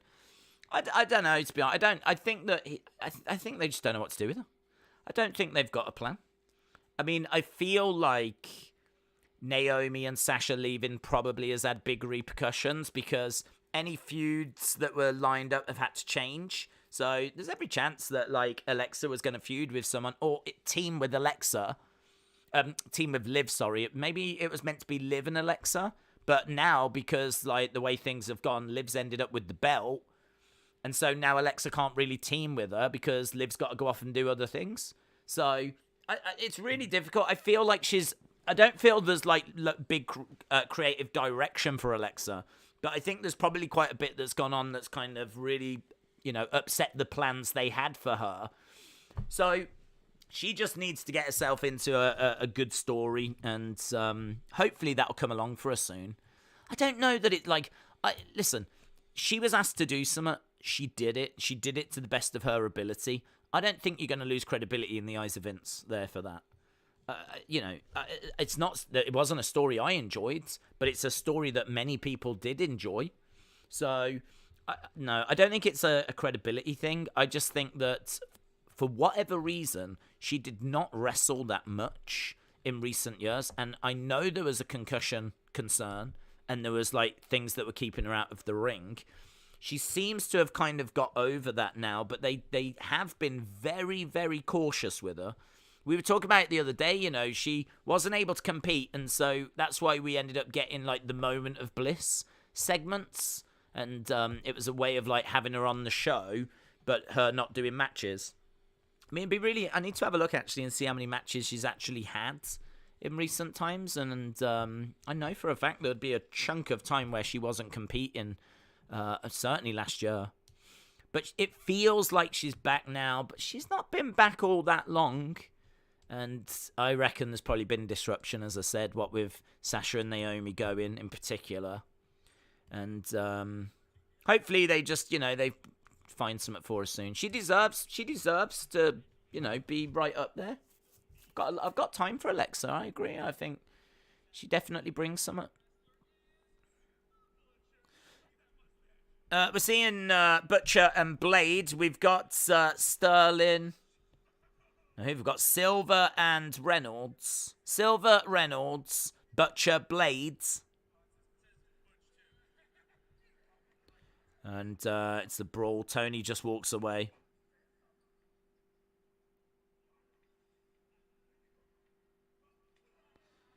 Kick. The way Tony walked away then, it was like, right, we're going to do this now. He kind of just nonchalantly just head down, walked off type thing. Hangman comes in and chases them away. I felt like Tony could have sold that better. Like, I feel like Tony... We see way too many brawls, but I feel like Tony could have, at that point, be like, guys, stop this, or, instead he just, like, walked off. Christian Cage coming out, so it's going to be time for Cage and Luchasaurus. Christian Cage and Luchasaurus teaming together. Luchasaurus versus... I can't remember who they're facing, to be honest. No, they're teaming together.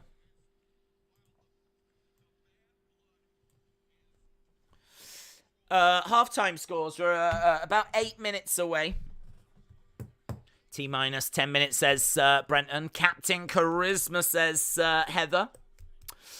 I used to love the company when CM Punk came back. When I knew it was going in a bad direction is when Punk was forced. I wasn't here to take spots. He became everything he never wanted to be, says James. Scrappy coming to AEW. He would fit in better, says Larry. They did have a Butch shirt that was just shown. I don't think that was in reference to Pete Dunne, though, or Butch. I would like to see Thunder Rosa turn heel and add a Renegade sister twins to her stable, says Donalds. Heather says, lol, worked everyone t-shirt. Yep. Christian wearing a worked everyone shirt, little smile on his face, and Varsity Blondes. Varsity Blondes. So, Christian and Luchasaurus taking on the Varsity Blondes. Almost halfway through the show, and as we said, that main event tonight is surely going to be taking up a good chunk of time, so we're getting closer towards Moxley and Kingston, which, as I said, should be a lot of fun. Vince said Luchasaurus versus Brody King could be a banger. Jungle Boy. I miss MJF, says Donalds. Daniel said, did you like the detail they've done with Christian's slogan and merch? His phase was outwork anyone, and now it's worked everyone after the Jungle Boy turn. It's clever. Clever. I'm not, like, crazy about it, but it's a good little slogan. I mean, I think a lot of what they're doing with Christian and a lot of the work that Christian's doing at the moment is some of the most engaging that I've seen from him. I would still like an answer as to why Luchasaurus is doing this, though.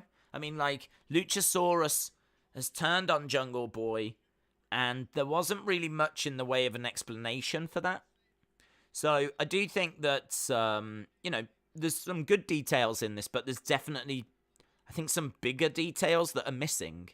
I would like that information. I'd like to know. I mean, in all fairness, I think they know that, and I think they're maybe holding off on it because I think this is a question that people would like a satisfying answer to. I think they could provide it, but they're. I haven't heard it yet. I haven't heard as to what that answer is. But they were so close. I mean, they've been together since the very start. To split them two up is a big, big deal. And I like it. I mean, I like the new darker Luchasaurus as well. Him being all in black, I think's great. The music, all of this kind of stuff. I really like it. I think they're doing some really good stuff with these two. It's the most probably engaged I've been in Luchasaurus for quite a while as well, actually.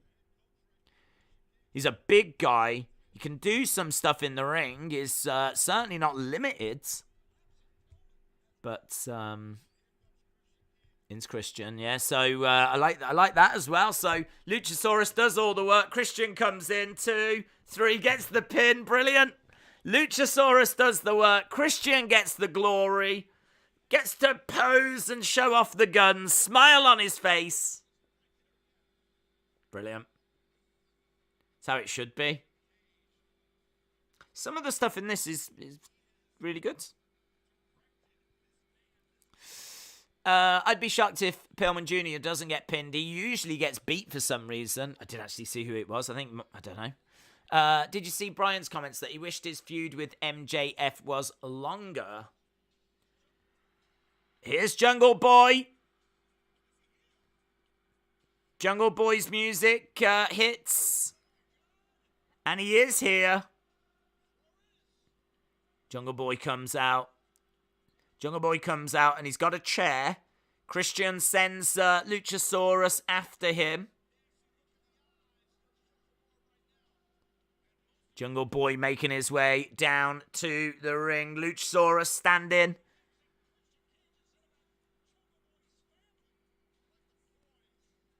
In the entranceway. Jungle Boy making his way down. He's got the chair in his hand. He goes right up to Luchasaurus. He has a look at him.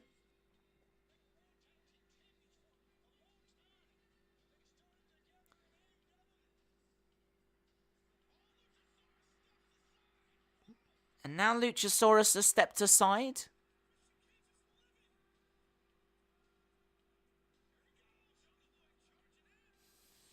Oh, no. I wouldn't have gone that way. Jungle Boy chasing after Christian Cage.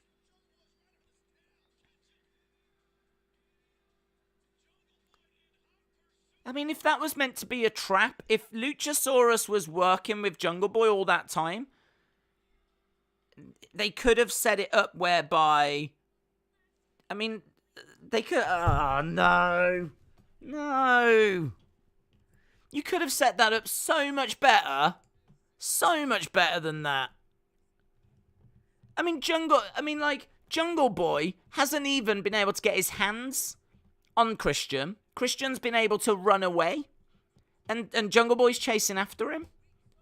If you're going to have a reveal where Luchasaurus has been siding with Jungle Boy this whole time, that needed to be a bigger moment than that. And it should have resulted in Jungle Boy getting his hands on Christian.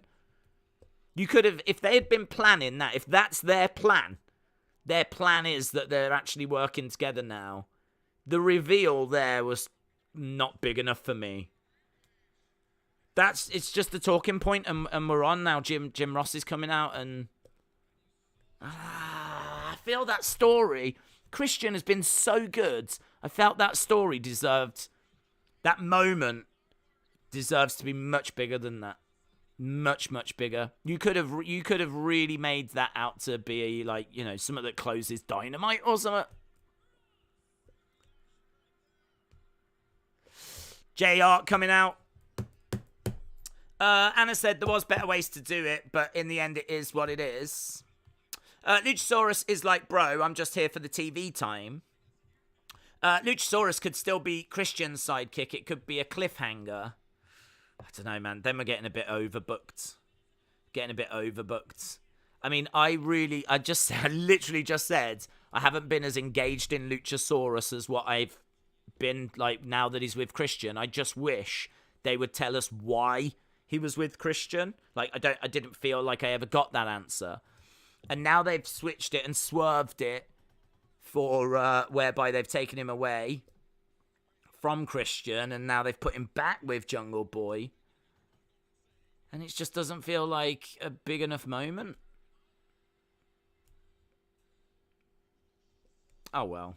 I mean, look, it's not gonna ruin anything. It's just not going a way that I would have liked. I would have liked Luchasaurus to stay heel. I would have liked those two to have been together. And I think there's lots of options.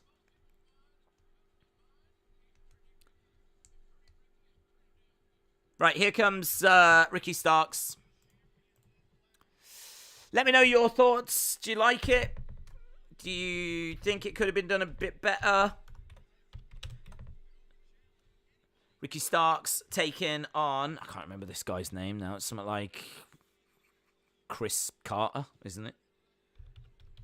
Chris Karter, maybe? Chris Karter? It is now. If that's not his name, it is now. He's Chris Karter now. This is time for Jungle Boy to be named Jungle, says Larry. This should be good. Ricky is underrated. William liked it. I don't see him siding with Jungle Boy. It could all still change, says Smurfy. He never turned heel. He never attacked Jungle Boy. Luchasaurus was just playing Christian, says my name is not Earl. Halftime soon. Ron said Ricky Starks versus Theory would be good. Larry said it should have happened at a pay-per-view. Vape said this is 2 Dimes from NXT. Tim said 2 Dimes is the hottest free agent in the world. Right. Big strike coming in. Ricky is going to be at StarCast, but I couldn't get to everyone, says Heather. Double swerve. He'll still be with Christian, says Nelson. Alex said, surprise, they didn't like an AEW angle. Some I like, some I don't. I liked Luchasaurus being with Christian. I liked him being a heel. But I do think sometimes they just do too much. Like, we're already saying that that's a swerve and that it could be another swerve where he's actually back with Christian again. So it's... I just think there was lots of... I thought they were quite engaging together. I thought Christian kind of being like the mentor of Luchasaurus was a good look. Luchasaurus being a heel, it was the most engaged I was with him. And now we've kind of sacrificed that. And that moment, if it is like a big reveal that he was actually with Jungle Boy all along, it just feels a bit not big enough. Ricky Starks to the outside. Where are we? We are about to go to commercial break. Put in your halftime scores then. Might as well do it now because I never know when we're at picture-in-picture. So it's always a bit trickier when it comes to AEW. Because we could be at it now. I really don't know. We've still got it on Fight. So we'll just do it now.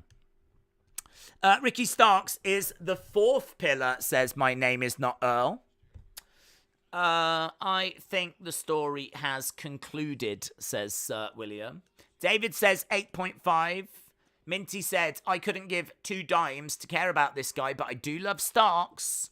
Lone Star Friend says 6.5. Just Nick said, to be honest, all he did was step to one side. It doesn't mean he's with Jungle Boy. He just stepped to one side. He, I think that if you're going to allow him to get at Christian, look, Christian in that match just came in and, Christian came into the ring just to get the pin and the win. He's hiding behind Luchasaurus. He's just hid behind him in that match. I think Luchasaurus stepping to one side. You can definitely say, well, it doesn't mean that he's with Jungle Boy, but it's if it's not, then I think it's a bad look. I think for me, I'm not a fan of what they've just done, but I think you can actually make it even worse. I think you could make it even worse. And if you now try and do another swerve on top of it, like we are just icing the cake way too many times now. I think a lot of this story has been really, really good. And for me, that was just a misstep. But let's see where it goes. We've got Ricky Starks walking on the ropes. Comes crashing down. 7.5 says Wrestling Regal. His name is Cole Karter, says Regal, Wiggy Row. Cole Carter's close. I was close. Kind said, I wonder if Sting will turn heel in the Malachi Black angle. I wouldn't think so. That could be interesting. When we couldn't wait for AEW, what happened, says James. We need more dynamites like this one, said Christian. Larry said, maybe Christian told Luchasaurus to do that so that he could have Jungle Boy chase him and lure him. These two in the ring could be part of Maximum Male Model, says Blaze Radio. Ledge Killer said this is a 6.5. Justin said it's a 6. Murphy says it's a 5 sharks out of 10 show. Right. Clothesline by Karter, duck underneath. Big boot as Ricky Starks goes down. Knee strike. Down goes Ricky Starks again. 2. Shoulder up. I think he is with Jungle Boy. And if not, then they probably don't want them to fight yet, says Hype Man. Alex said, from 2 dimes to Cole Karter is quite a contrast. His name is Cole Karter. Okay. Blaze said 7.1. Boomer says 6. Larry, an 8. Up on the shoulders, round the back. Looking for... he's got him up. Lands on his feet. Duck underneath by Ricky Starks. Leapfrog. Ricky Starks goes down on the shoulders. Karter, nice. Starks in trouble as Starks goes down. Karter going to the outside. Going at top, comes down, lands. Yeah, missed with that. Spear. Ugh, not a great looking spear by Ricky Starks. Ricky Starks gets the win. Ricky Starks gets the win. Right, let's add this to our scroll at the bottom. So, Christian and Luchasaurus beat Varsity Blondes. Then we got Jungle Boy return and Luchasaurus face turn. I don't know how to word it. Face turn. We don't even know if it was a heel turn, but we'll go face turn. And now Starks beats Karter.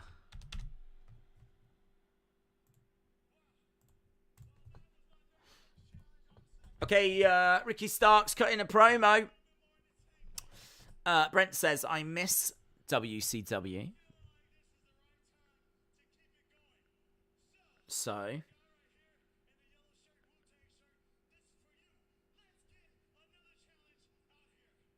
let's get another challenge out here. So, Ricky Starks wants to face someone else.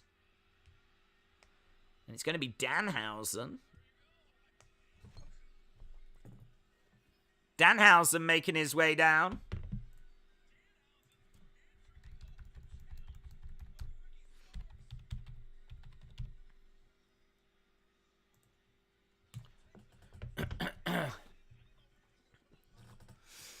Kingston should have the FTW belt. He could make it matter, says Corvids. Matt says, love that Danhausen.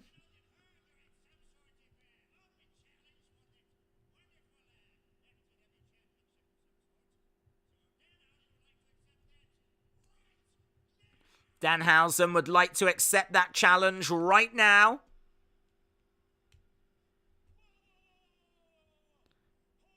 Ricky Starks. Ricky Starks said, I didn't mean right now.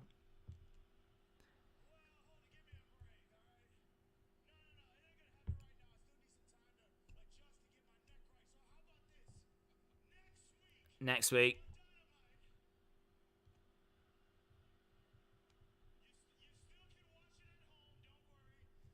Next week on Dynamite, and the crowd boo. Ricky Starks does a great impression of Danhausen. Ricky Starks did a great impression.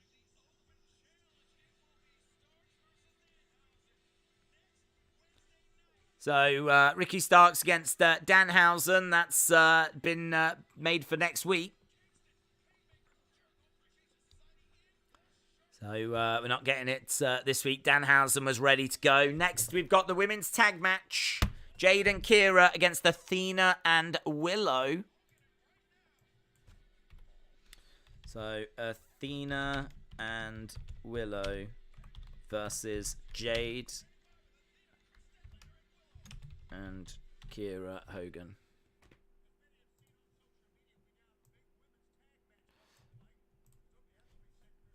So, yeah, tag match coming up. We got Willow and Athena backstage with Chris Statlander. Needed hook there, says Erase Your Minds. If Danhausen wins that belt, I am going to riot, says Heather. Hook is definitely going to help Danhausen next week. Willow, not a fan of that name. Willow Nightingale.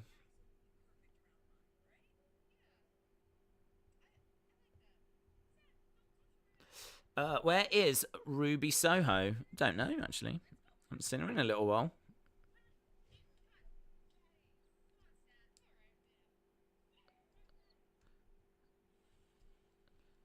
Okay, promo as I think we go to commercial break. So how long have we got? We've got 43 minutes. 43 minutes. I mean, I feel like this show's been quite strong. I think it's been quite strong. I mean, I feel like the best is yet to come type situation with our main event. Hopefully. But I feel like it's been a pretty strong. I really enjoyed that first match. My favourite match is probably that first match still. But, yeah, it's been all right. Absolutely should have been Hook, says Brent. Visitors are not allowed to scatter loved ones' ashes at Disney World or Disneyland. There is apparently a problem, particularly around the Haunted Mansion attraction. Why the hell would you scatter people's ashes at the Haunted Mansion? I mean, unless you've got, like, a real funny kind of, you know, personality. Oh, just put me at the Haunted Mansion. I would imagine most people would want to be by, like, Cinderella's castle. I could understand that as well being a problem. I could understand that being a problem. I think a lot of people, you know, love Disney, and, you know, if they do sadly pass away, I could totally understand their last wishes being scatter me in Disney World, the most magical place. Yeah, I could totally understand that. Never thought about it. Ruby and Yar to brawl during the barbed wire match. Nick said there's a tornado warning where I am, so I might need to leave if it gets serious. Nick, stay safe, bud. Stay safe. Might have missed it. Are you doing an AEW post-show, or is that in the works? Still in the works, to be honest. My focus has been getting the post-shows kind of set up. I mean, there's been plenty of little dramas with them. My most recent drama this week was that I couldn't even get screenshotted images for the post show. I took about 30 screenshots during Raw, came to end that stream, went to do the post show, and all I had was 30 black screens, 30 black images, nothing there at all. I can't tell like what the issue actually was, but it was very frustrating. Very, very frustrating. So I just keep encountering little issues like that. So once I've worked those kinks out, then we can definitely look to do one for AEW. But at the moment, it is just Raw and SmackDown. William said, I want to be mummified. We'll leave it there. We are back from commercial break, says Legend Killer. James said, can't they hurry up and get to the blood and violence? Well, blood and violence coming next as Athena and Willow take on Jade and Kira. Oh, no. Next is FTR. We got FTR coming out. FTR are coming down. Top guys making their way.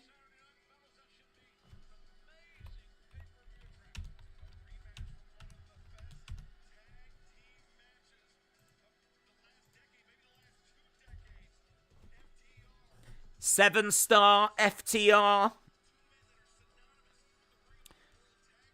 They've got Ring of Honor belts. They've got the IWGP belts. I forgot they had the IWGP ones. Those AAA belts look awful. They look fake. They look like painted cardboard.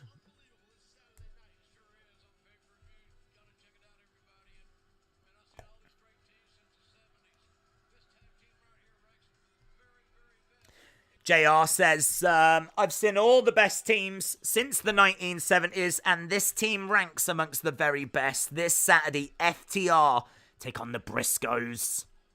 Hell of a match. Hell of a match. Call up your friends, call up your family. That's going to be a good one. FTR, they must have cut the women's match because it's going to take time to set up the barbed wire, and they need time for this match.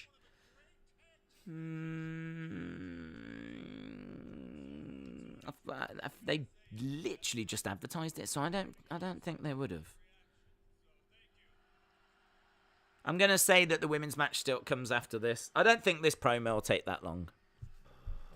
Just do it. We'll find out. I do agree though, they're gonna need time to set it all up. God, that loves playing the onion one, doesn't it? It loves it.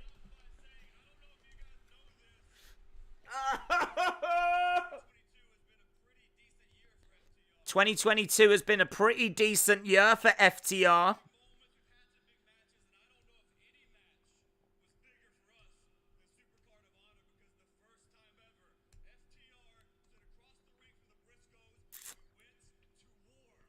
FTR was stood across from the Briscoes and we went to war.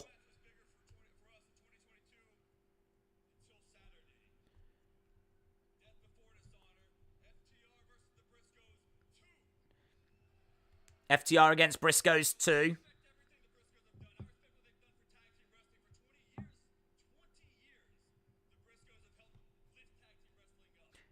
For 20 years, the Briscoes have helped lift up tag team wrestling.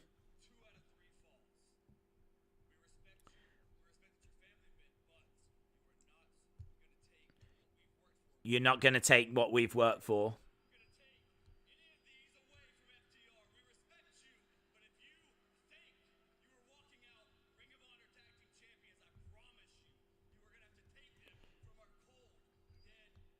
You are going to have to take them from our cold, dead hands.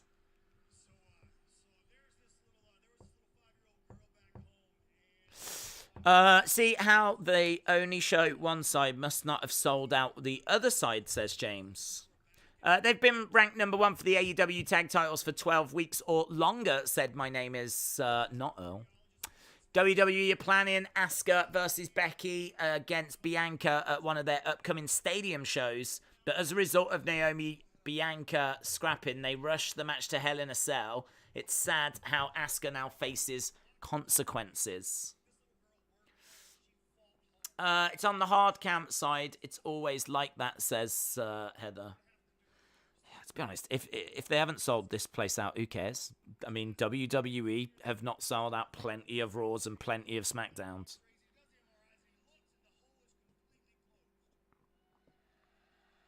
Dave Meltzer sent out a really interesting tweet. He said that last week, across like 100 and some channels, and across like 160 odd hours of programming, Raw was the number 1 show on cable, and AEW was number 4.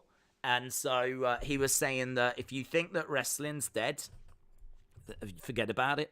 Like, compared to everything else that's on cable, like, Raw and AEW are both right up there. And that's just great news. I mean, that is just something that wrestling fans should celebrate. It's a good thing. It's a good thing as well that FTR have got somewhere to show this side of themselves, because you wouldn't have got this side of FTR in WWE, or at least there's no guarantee you would have.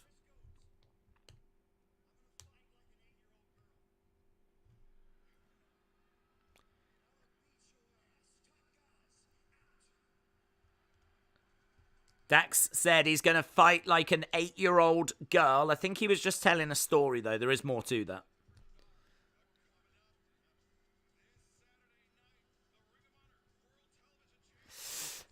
Did AEW forget about the Ring of Honor this week, pay-per-view this weekend? Has there been any promotion? Yes, there has. Earlier, we got Wheeler Yuta in a match, and we saw, was it Dante Martin backstage? And there was a graphic promoting that match. And now we've got a graphic promoting the tag match. I don't know if there's been another one in there. But there has been reference to it. We got Jay Lethal. We've got Satnam Singh.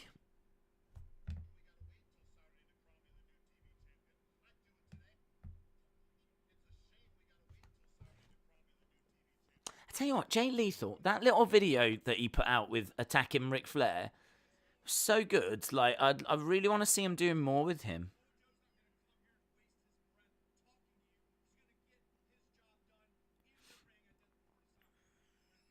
Now they're talking about Samoa Joe against Jay Lethal. Mitchell, they're missing a huge opportunity for Shark Boy.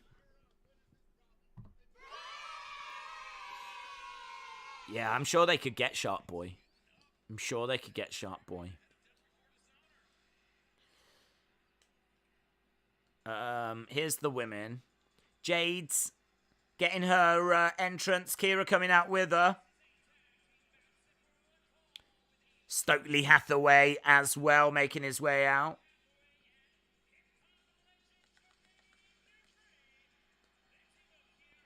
Jermaine Dupri has come out as well.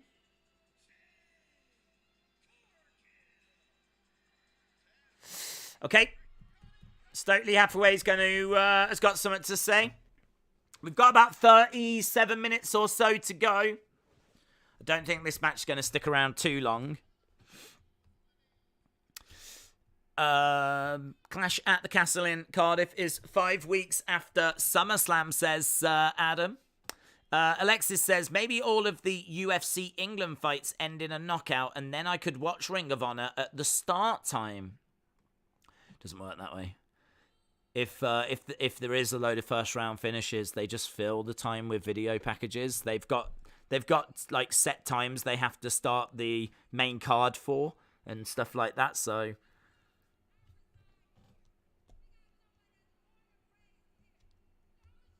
I don't think it's going to be possible to watch both. I don't think.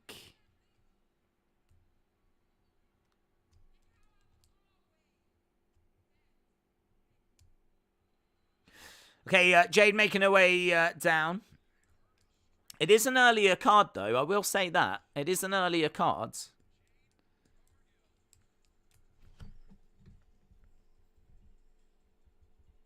Let's have a look, actually. I don't think... I think that the main card clashes with it, but you've got me questioning that now. Because I know it's early, because it's in the UK. Main card starts at 7 UK time? If that takes 3 hours, it would be over by 10. That would be 5 Eastern. I'm guessing...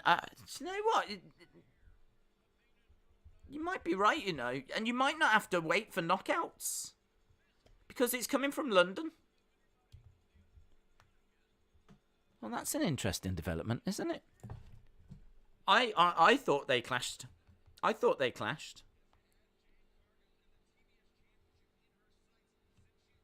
I wonder if... I will look into that. I'm not going to do it now because I'll get too distracted, but there's a chance we might be able to do it. Would you do a watch-along for Startcast 5? No. Rob, shout out to you. Starcast's... it's a convention, isn't it? I mean, it's meet and greets, it's talks, it's stuff like that, so... I mean, I don't know if there's... I think they might have a little bit of wrestling in there, but it's not like a show. So, no. I've got, I think they're doing something on Fight, which is you get to see the podcasts that are being done. And as I said, there might be like some indie stuff that's going on there, but no would be the answer. Not unless they're, not unless it's going to have like, I don't know, Death Before Dishonor there or something, which I haven't even paid much attention to because I've not thought it possible to actually cover it, but we might be able to do it. New York State of Mind, shout out to you, says great stream as always. New York State of Mind, appreciate it. We're really just in waiting mode now. Just really waiting for that main event. That's what this whole show has boiled down to, is that main event. So we've got this match. I don't think this is going to be a big focus for many people. And it shouldn't be sticking around that long. Dropkick just falls short by Kira Hogan as Willow rolls over. Crossbody by Willow. But New York State of Mind, appreciate the support, buds. It tells me the barbed wire match might only get 20 minutes unless the women's tag is really short.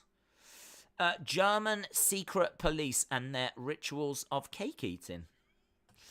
Sunday 31st is all wrestling. It includes Rick's last match.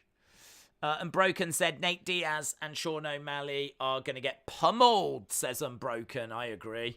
That is not good fights for either. I mean, well, I feel that Sean's got a bit of a better chance, but Nate Diaz is dead. He's facing Chimaev, isn't he? Daniel said Paddy the Baddie said his fight is on at 9, and the fight just before the co-main. Yeah, it is true. With UFC, you can have everything finish in a first round knockout. They have still got certain times to hit. And they just put video packages on to fill it. So, but it's still earlier than I thought, actually. So it's exciting. How come no one has given love to Shark, aka John Tenter, aka Earthquake from the Dungeon of Doom? Don't know, to be honest. I don't know. It is very disappointing. Mattel gave him love because you can actually get a Mattel figure of him. And honestly, well, maybe it's because he's dead. If there was a chance that he was going to be on the show tonight, then maybe people would have shouted him out more. But I think we have to say it's very unlikely that we see John Tenter tonight. Very unlikely. Rest with Andy said, how would you book MJF's return? I've said before, I would test the waters. I would test the waters in seeing if people are still into the idea of him being unhappy and the whole contract stuff. Because I feel like there was definitely something there, and we haven't seen him for a while. And you just have to think, what would he do? What would he do? If this was real and he wanted out of his contract and he wasn't getting anywhere, what would he do? Would he go onto podcasts and would he speak out publicly? Would he invade during the show? Like, what would he do?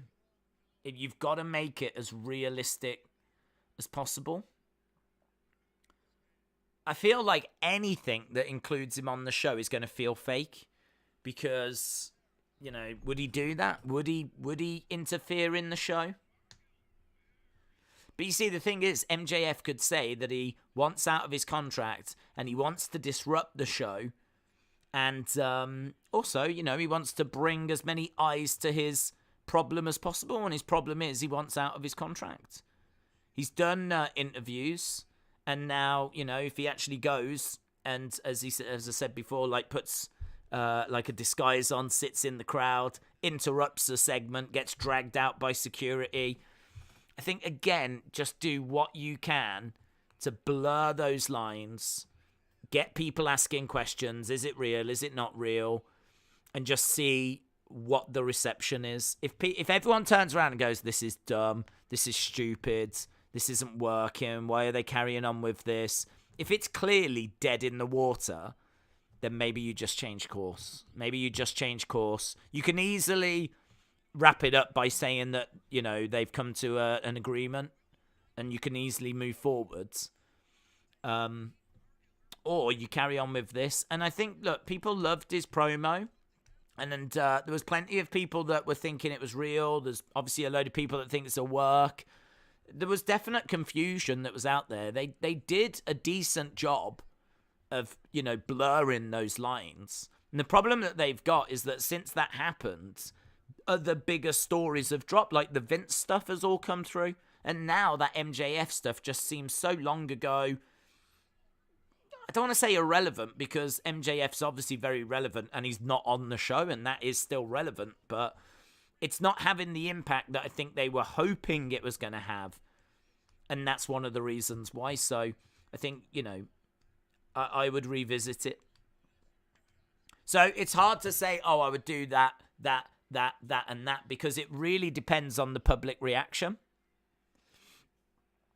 But I would still want to persist with this story. I would still want to go down this road. Drop kick there by Jade Cargill.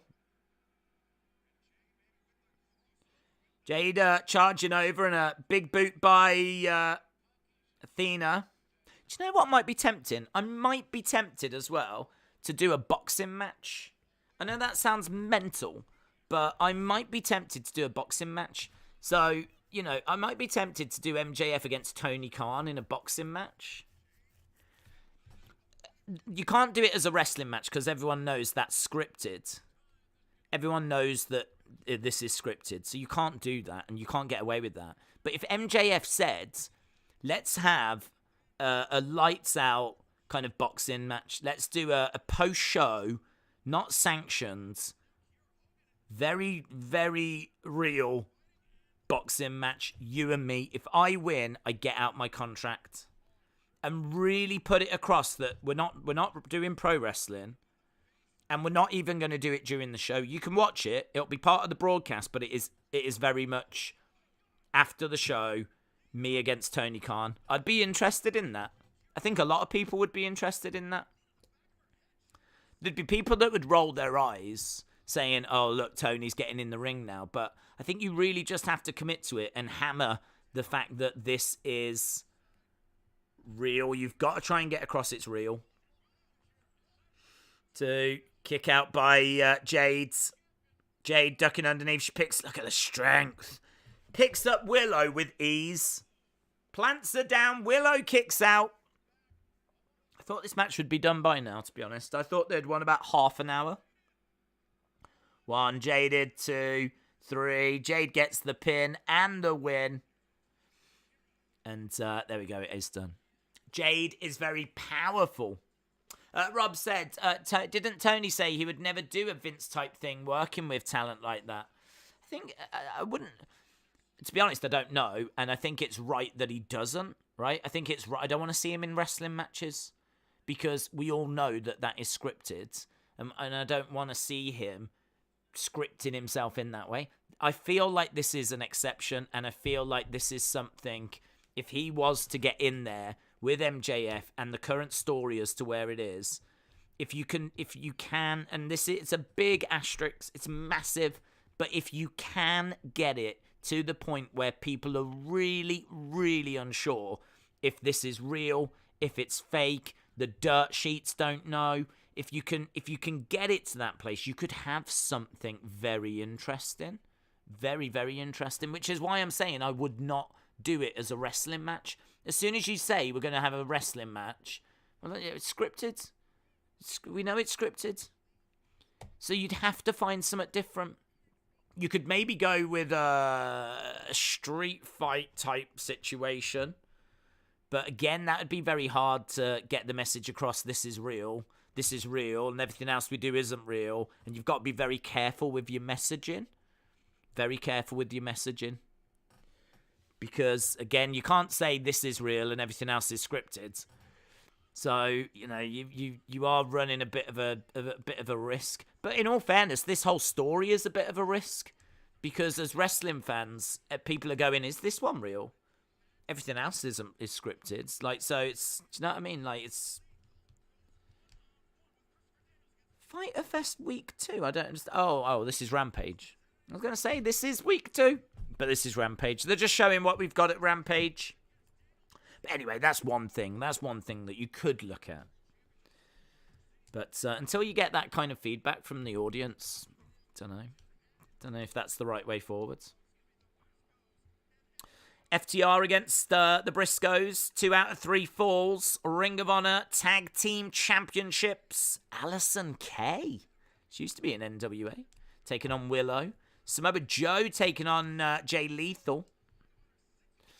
In our discussion about sports, I forgot to ask, do you watch darts? The times I've watched, the TV crowds go nuts. Darts is big time over there. I don't actually watch darts, but it is popular. I don't know that I would say it's big time. What I would say is it's got a very dedicated fan base. So, you know, I mean, if you go through the sports channels, you would find it. But I mean, it's not like Backpage News or anything like that. It's niche. It's niche, but it's got a very passionate, boisterous following, and it does get shown on TV, like the sports channels. So yeah, darts is something that is very popular by a niche audience. But it's not something that I watch, to be honest. It's not. I don't know, if it was on and there was something interesting, like it was maybe if it was on and it was like the final, I might watch it. But I don't watch the tournaments. We're just seeing the barbed wire right now then, so... just gone to commercial break. Time for our main event of the evening. Barbed wire everywhere. Barbed wire everywhere match. How is this going to go? Is this going to be great? Is it going to have one of those kind of moments where you go, oh, it was great apart from that bit? How is this going to play out? Right, FTR promo, we had that. Then we had Jade and Kira beat Athena and the other person. Who was it? I can't even remember if she beat Willow. And now we've got the barbed wire everywhere match. It's time for the main event, says Legend Killer. Another Dynamite special next week. Fight for the Fallen.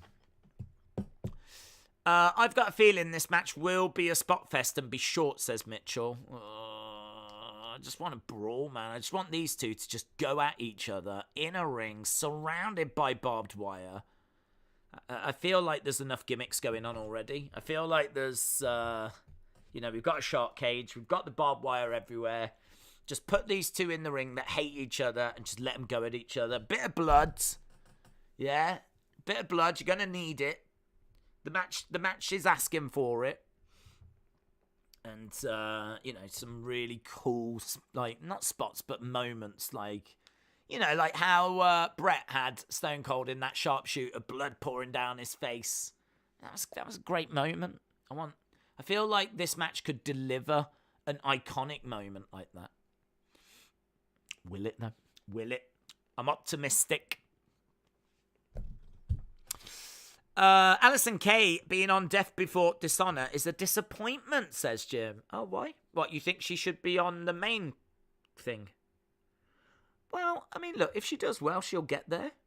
Or do you not think she should be on it at all? What? Let me know, Jim. What's you see, I don't mind Allison Kay. I watched her in NWA. I thought she was decent. I thought she was all right. She wasn't someone that I was like crazy about, but I thought she was all right. Adam MJF was as real as it gets. He made it clear on the podcast he wants to hear all the offers. That's why Tony won't let them take podcasts without his permission. Sonny says Tim is It's the bee's knees. Praise Stranger Things for giving me words. Sonny, I hope you're well. I don't feel like I've spoken to you in a while, Sonny. I hope you're well. House of Dragons looks awesome, says Larry. We've got to do entrances. This match is going to be about 12 minutes. Legend Killer, shout out to you. Brenda says, I was right. Barbed wire match getting 20 minutes. BDB said, Wyatt still hasn't shown up anywhere. I hope he debuts in AEW next week. Minty said, sad we couldn't get some exploding barbed wire, but I'll take what I can get. I'm not a fan of Allison Kay. She likes starting trouble. Okay. Allison Kay. William says, using in a sentence, my fiance came home with her new friend and quickly learnt I had no clothes on. Penis. Bailey and Rhea Ripley are set to return in the near future. Would you put them on the same brand? It's hard to figure out because Alexa, Becky, Charlotte, Ronda are there. Well, I'd imagine it'll all move, wouldn't it? I mean, they could go on the same brand, but they would be your two big heels. So, you know, you'd want to make sure you've got plenty of faces for them to go up against. So, I mean, if they were to come back now, where we are now, then I feel like Bailey should go to SmackDown. I think Rhea's fine over on Raw. So, no is the answer. If we're keeping the rosters as they are now, I'd have Bailey go into SmackDown. I feel like that is missing some like big heels, but that's probably because Charlotte's away at the moment. So maybe when Charlotte comes back as well. But, you know, I mean, look, you need a nice mixture, don't you? You need heels, you need faces. And right now, I would have Bailey to SmackDown. Rhea goes back to Judgment Day. Tim Hortons should be boycotted for requiring underprivileged children to be vaccinated to attend. But even if you're underprivileged, is the vaccine not, like, free? Don't know. I mean, it is here. I mean, it doesn't really matter if you're whoever you are. If you turn up, then you get it. Brenton said, you said you would like AEW to have more pay-per-views. Fight for the Fallen, Fyter Fest were pay-per-views, if I remember. I don't... was it? I feel like Fight for the Fallen was. Maybe the first Fyter Fest was. Maybe. I would. I would like them to have more. I think they have... Is it 4 a year? And I feel like you could do more and you could bring the cost down. But, I don't know. People seemed a bit divided on that. I would do more and I would bring the cost down. I feel like when you're building towards a show... In all fairness, they're sort of doing that. But they're doing it in a different way. So, like, we got Forbidden Door as, like, an extra show this year. And now we've got Death Before Dishonor, which is Ring of Honor, but it's using quite a bit of AEW talent. So it's sort of feel like we're moving, like, to a few more shows, but we're not, you know, we're not quite there. Is this all... I don't know what's going on. I've had a black screen for absolutely flipping ages.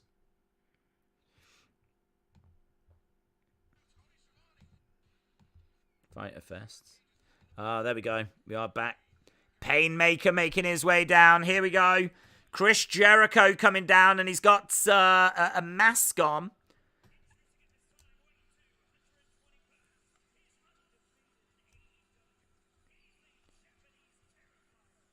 The Japanese Terrifier? The Painmaker? Won Canada's first barbed wire match. We're seeing the Jericho Appreciation Society inside the shark cage. So they're in there, and they're actually above the crowd by the looks of it. So, Jericho Appreciation Society in a shark cage above the crowds. The ring ropes have got barbed wire kind of wrapped all around them. Jericho's come down with a barbed wire bat.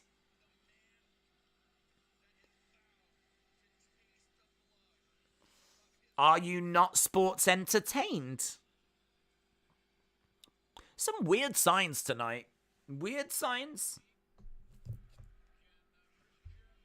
I suppose that is what the Jericho Appreciation Society represent, isn't it? Is sports entertainment.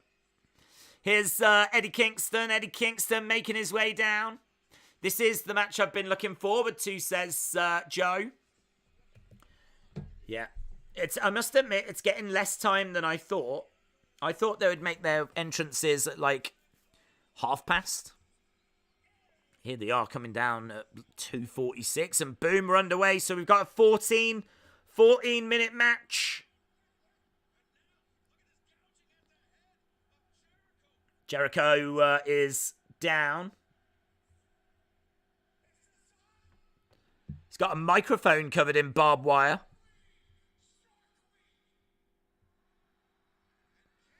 And there we go. So Kingston with the microphone, and he grinds it into the forehead of Jericho. Jericho's bleeding already.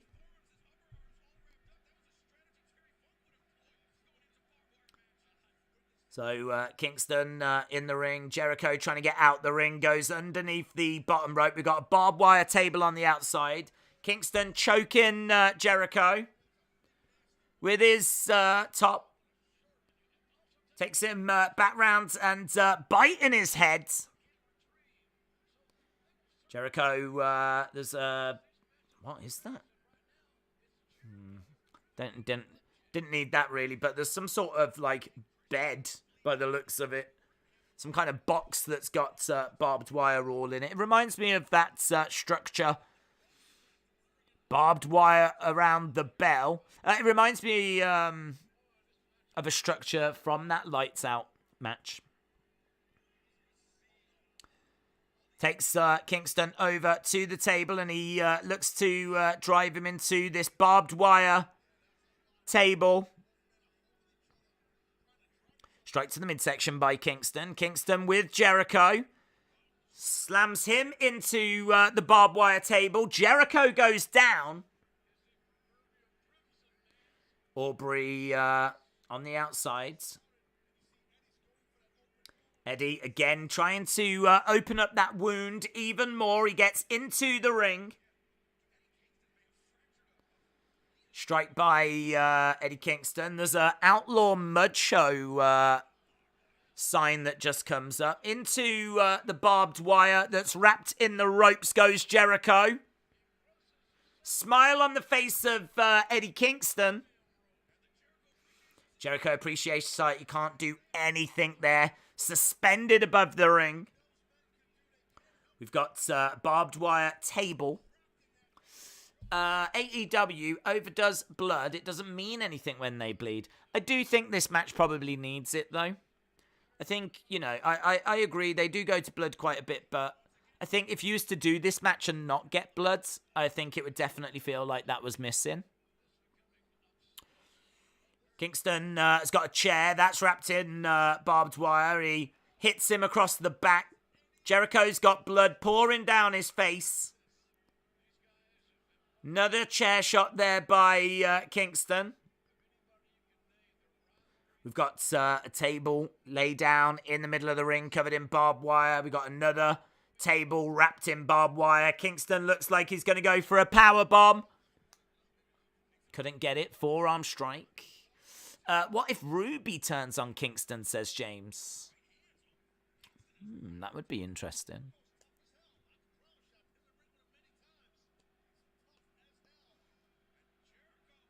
Jericho up top. Oh. Kingston has gone into the barbed wire and it seems to have gone into his thigh. JR says, how is he going to get out of this? So Eddie Kingston is trapped in that barbed wire.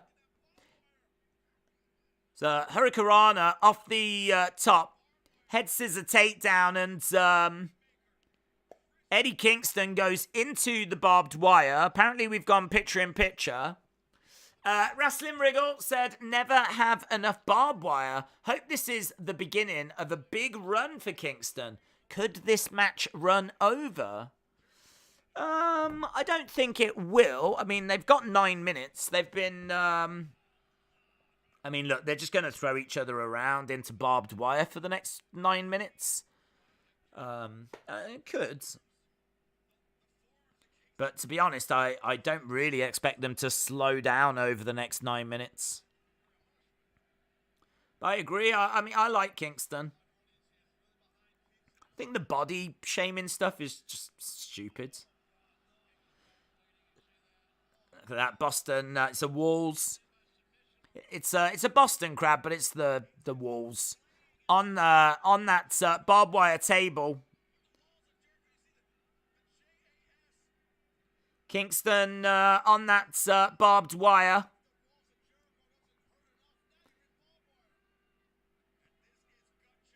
He's trying to pay his way out. You can see the cuts and the marks on his body. I mean, this isn't just like fake or anything. That is barbed wire. It's obviously going to be safe barbed wire. It won't have that many barbs. But, look, you can still see, it sticking in his back. Jericho goes into it as well. This doesn't look fun. I mean, Aubrey is having to try and free Eddie Kingston. She's having to try and pull the barbed wire off of him. JR said we've got a doctor at ringside. Jericho's attire is ripped open. He passes something to... I don't know what he's passed. He's passed something to Aubrey. He passed something to Aubrey, and Aubrey's put something in her pocket. I don't know what that was. These two throwing shots at each other. Eddie Kingston stumbling back.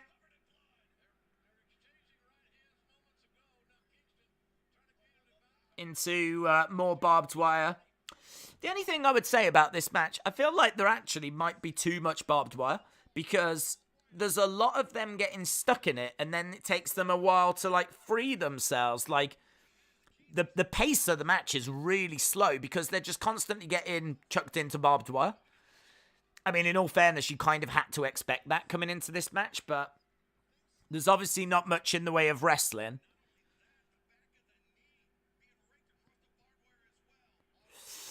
Bron Breaker has the stupidest line last night.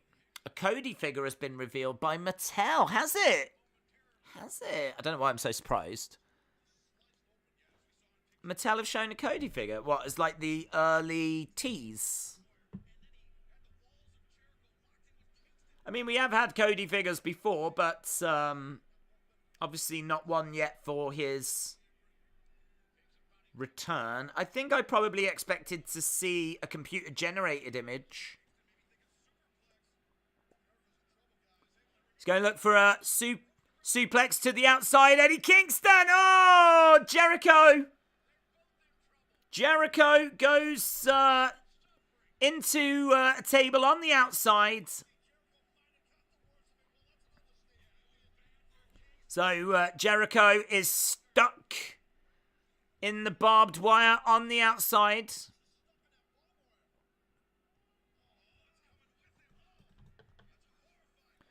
Here's Ty Conti. Ty Conti is making her way down. Ty Conti launches herself, starts attacking. Attacking Ruby Soho. Here's Anna Jay. Anna Jay gets Ty Conti, drags her off Ruby Soho.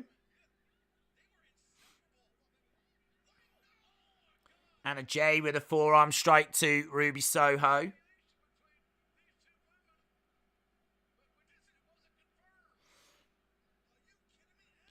Anna Jay hurling Ruby Soho into a ring post.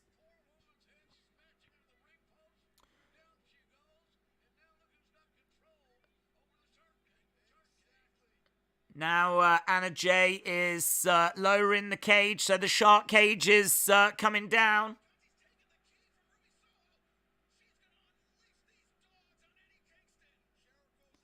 So Jericho Appreciation Society are about to be freed from the shark cage. She's trying to open it. I hope she can't do it. That'd be funny. Yes, come on. Mess it up. Mess it up. Mess it up. She can't do it. She's had to give the key over. Imagine if that's not the right key. Oh, please be not the right key. Oh my God. They're having to go through the bars because she can't open the door. Maybe that was a fail-safe. Perhaps they knew that if there was a problem that they would be able to go through in between the bars. But they slip between the bars. They get out. Ty Conti couldn't open the lock. They're attacking Eddie Kingston. Have you heard any more about a potential Ring of Honor deal? No. No, I can't say I've heard anything unless they're going to announce something during Death Before Dishonor.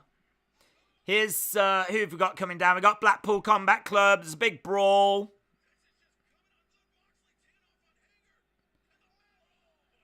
We've got Ortiz in the ring. He wallops Jericho. Kingston grabs Jericho, hurls him into a table covered in barbed wire. Kingston looking for the cover. 2. Shoulder up by Jericho.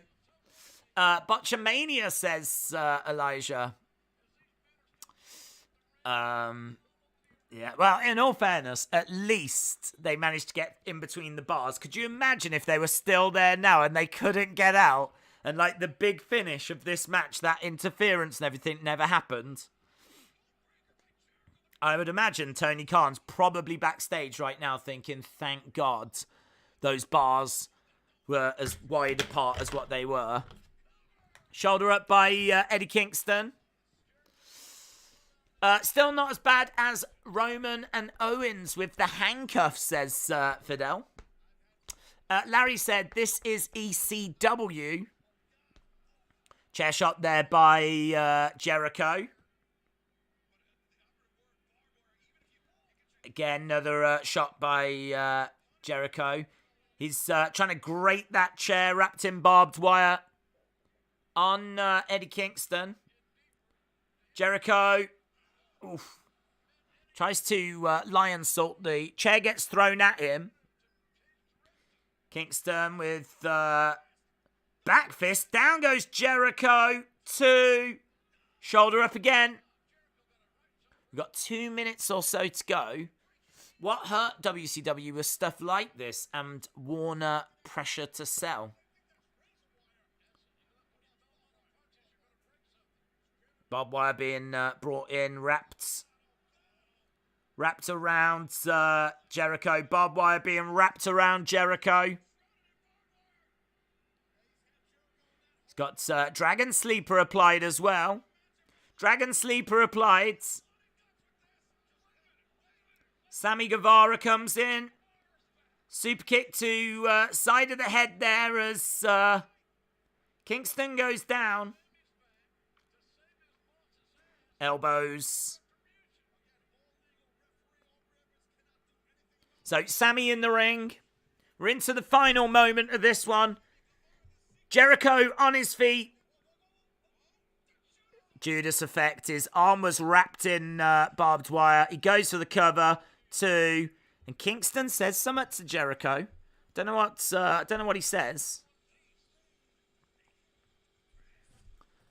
So Chris Jericho, thanks to the outside help of Sammy Guevara, picks up the victory.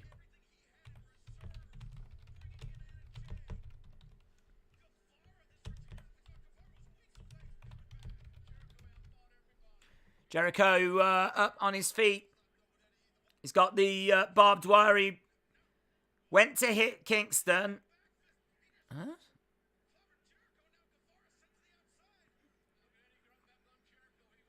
There's a bit of confusion there as to what that was. Jericho gets thrown into that barbed wire bed.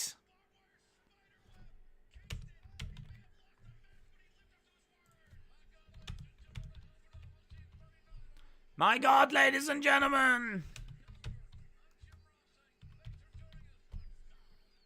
Good God Almighty. Right, let's put this thing in the poll. Brent said, I think I hate AEW. Really, dudes? You've been a big supporter of them for a long time.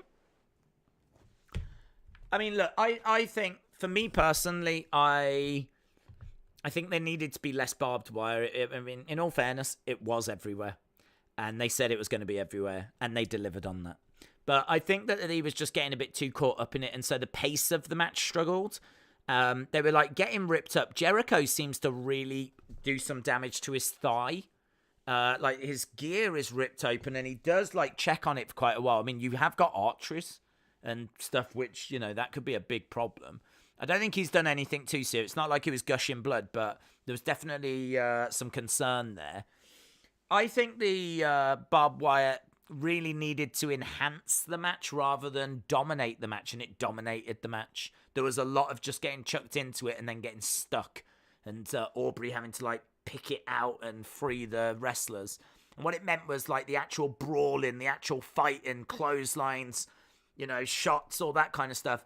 We didn't really get much in the way of that in the ring, because in the ring there was like 2 tables wrapped in barbed wire. There was a chair that was wrapped in barbed wire. There was a baseball bat wrapped in barbed wire. There was a microphone that was wrapped in barbed wire.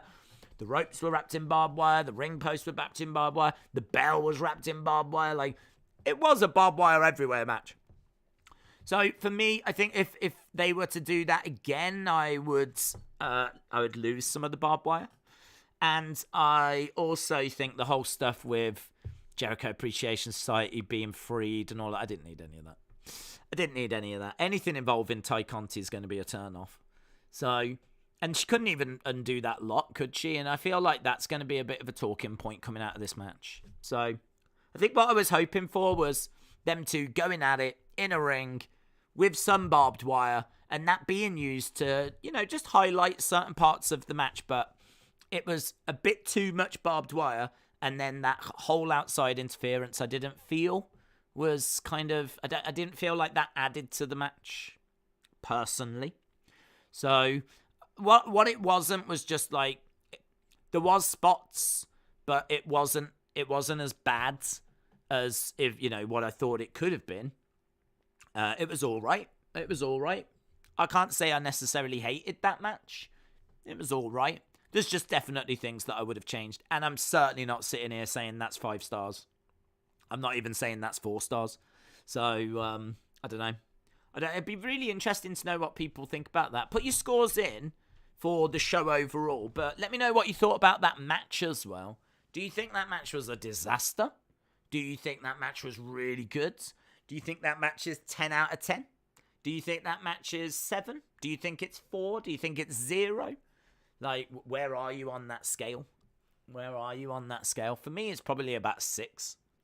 That match probably about 6 out of 10. I appreciate that it's a violent match, and they are genuinely getting stuck in barbed wire, and they are genuinely, like, you know, busted open. I mean, you can see the wounds and all of that, and I respect that, but that's not something that I really look for in wrestling, and so it's never going to get overwhelming praise from me. But I can definitely say that it wasn't a bad match. It didn't meet my lofty expectations either, though. But it's going to be an interesting to see the reaction to it. I think, do you know what? Could do better. That's what I would say. Could do better. But not something that I was like really offended by. BDB said, I'm giving it a 6. Joshua's giving a 4 for the show. Mitchell said, I'm giving a 5.5 for that match. I appreciate the effort, but it was rushed. What's the level above disaster? That's the level, says Brent. Do you think so? You think that was just above disaster? 6, 5.5. John said it's a 7.25 for me. J14 says 6.5 for me. Main event, not my cup of tea. I'm sick of Jericho going over. I never thought I would say that, but Cornette was right, says Heather. They should have watched a tape of Sabu doing it. James said it was bad, it was forced. Bill said the M was a mess. Jericho was supposed to miss and hit. Oh, God, yeah, well, all that stuff was messy. I mean, there's one bit where there's a moment where Jericho and Sammy seem to be, like, locking up, seem to be grabbing a hold of each other. And I don't know why, to be honest. I don't know what that was about. Like, yeah, it did that after the match. It felt like that felt like it was a spot that went wrong, and then it felt like, quick, we need to do this. This I need to throw you in this. Can we move over here now? So all of that stuff was a bit clunky. I agree with that. Keep getting in your thoughts though. I've fired in mine, so fire in yours. 8.5, main event 2.5 out of 5, says Davids. James said 6. Brent says disaster. Worst match of the year. Worst match of the year. Worst match of the year. Wow. Worst match of the year. I mean, I don't feel like it is. I'm trying to think of a list of matches that are worse. I mean, I feel like Liv against Natalya the other day was worse. I feel like a lot of the kind of AEW... Oh, God, no way. I just remembered that 6-woman tag match from Raw. I just remembered that mess. There's no way this was worse than that. Worst main event of the year. I don't know. I mean, like, it hasn't offended me on that level. I'm not, like, as down on it as some people. AEW are 0 for 2 when it comes to barbed wire.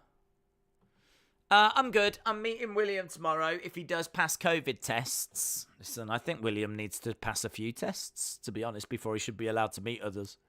But, Sonny, please let us know that you are safe afterwards. And I speak on behalf of the whole community. If you are meeting up with William tomorrow, please stay safe. Because, jeez. I mean, I'm already typing out a missing persons report. Let's put it that way. Anna says, AEW need to learn how to do proper gimmick matches. 1, pyro.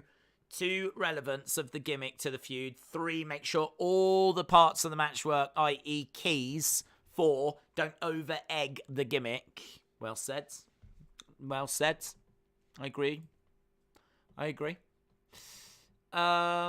AEW is about 0 out of 100,000 lately. Oh, Brent, mate, you're really struggling, aren't you, at the moment with it?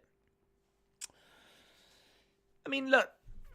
Once Punk's back, Danielson's back, Omega's back, I mean, I'm sure they'll get to a different place than where they are now.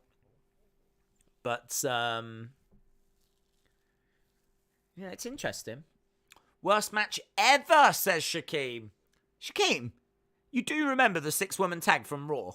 You do remember that match, don't you? I mean, it was only Monday. It was only Monday. It's like 48 hours ago. It's atrocious. Jungle Boy return didn't feel as good as it could, says BDB. Main event was a 6. Interference ruined it. Ty ruined it. She ruins everything. Brawl ruined it. Sammy ruined it. Mitchell said the fact they could escape through the bars of the cage.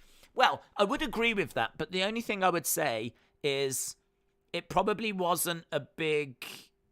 You see, the thing with a shark cage is it's to keep sharks out. It's not necessarily for keeping people in.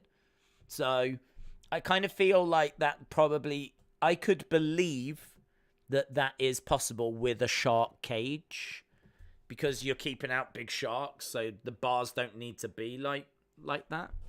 And also, they were suspended above the ring or in the sky. So again, even though you could get through those bars, you would have to get through and kind of dangle down. That's something, though. If they can get through those bars at any point, why did they, when it was suspended, not get out, climb down and dangle? I mean, I don't think they would have been that far off the ground if they'd have done that. Because you've got the shark cage. Then if you've got you person dangling, they'd be what? Say 6 foot off the ground, maybe? Maybe 10 foot. We've seen wrestlers dive from that height. We've seen Sting and people jump through it, like, you know, off where the crowd are. So, if they can get out through the bars, like, that does suggest they could have, if they really wanted to, they could have got involved in that match at any time. But, I don't mind the fact that it was a shark cage, and I feel like that is what a shark cage is. I think the gaps in the bars are meant to, like, be that wide. But I agree, maybe, like, you know, them going through the bars. If someone is trying desperately to get a key to open a lock to get people out, but they can just come out anyway, like, you can explain it as much as you want. It's just not a good look, is it? It's not a good look. You've got Ty Conti grabbing keys, desperately trying to get locks, and then you got the other guys going, don't worry about that. We could have done this all along. And then they just slide through. I do feel like, again, AEW might have that. I don't feel it was anywhere near as bad, that moment, as the exploding barbed wire match when that didn't quite go to plan. But it is those kind of moments that naysayers will focus on. And I think even people that are supporters of what AEW are doing, I think even they will be like, oh, that's not a very good look, you know? It's not the end of the world. It's not the end of the world. Did you see Zoe Stark's the number 1 contender? I know you was a big fan of her. I did see that, yeah. It's good that she's back. I'm not a big fan or not crazy about a lot of what I see from NXT 2.0. But I like the fact those druids aren't wearing those, or the dyad or whatever, have took those stupid velvet overalls off, and now it's grizzled young veterans, and they look good as well. I think grizzled young veterans weren't going anywhere.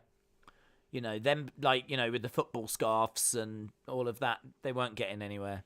I think I would say it ran its course, but I don't think it ever got going. So I think this is much more interesting. Zoe Starks being back's good. A-Kid as well, getting refreshed. I think that could be interesting. So I will admit there's been a few little changes to NXT that's definitely got me going, okay, I see ya. Hopefully those positive changes can continue. Mitchell, you're so supportive. I really appreciate the support, dudes. Says, what was worse, WWE not being unable to do Roman's handcuffs against Owens, or Ty not being able to undo the lock? I feel that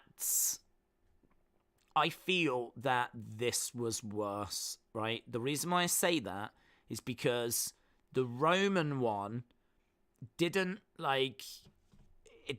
ruin the match. Like, yes, it was a moment and it was awkward and it was clunky, and it was a little bit of a talking point, but they'd had a hell of a match.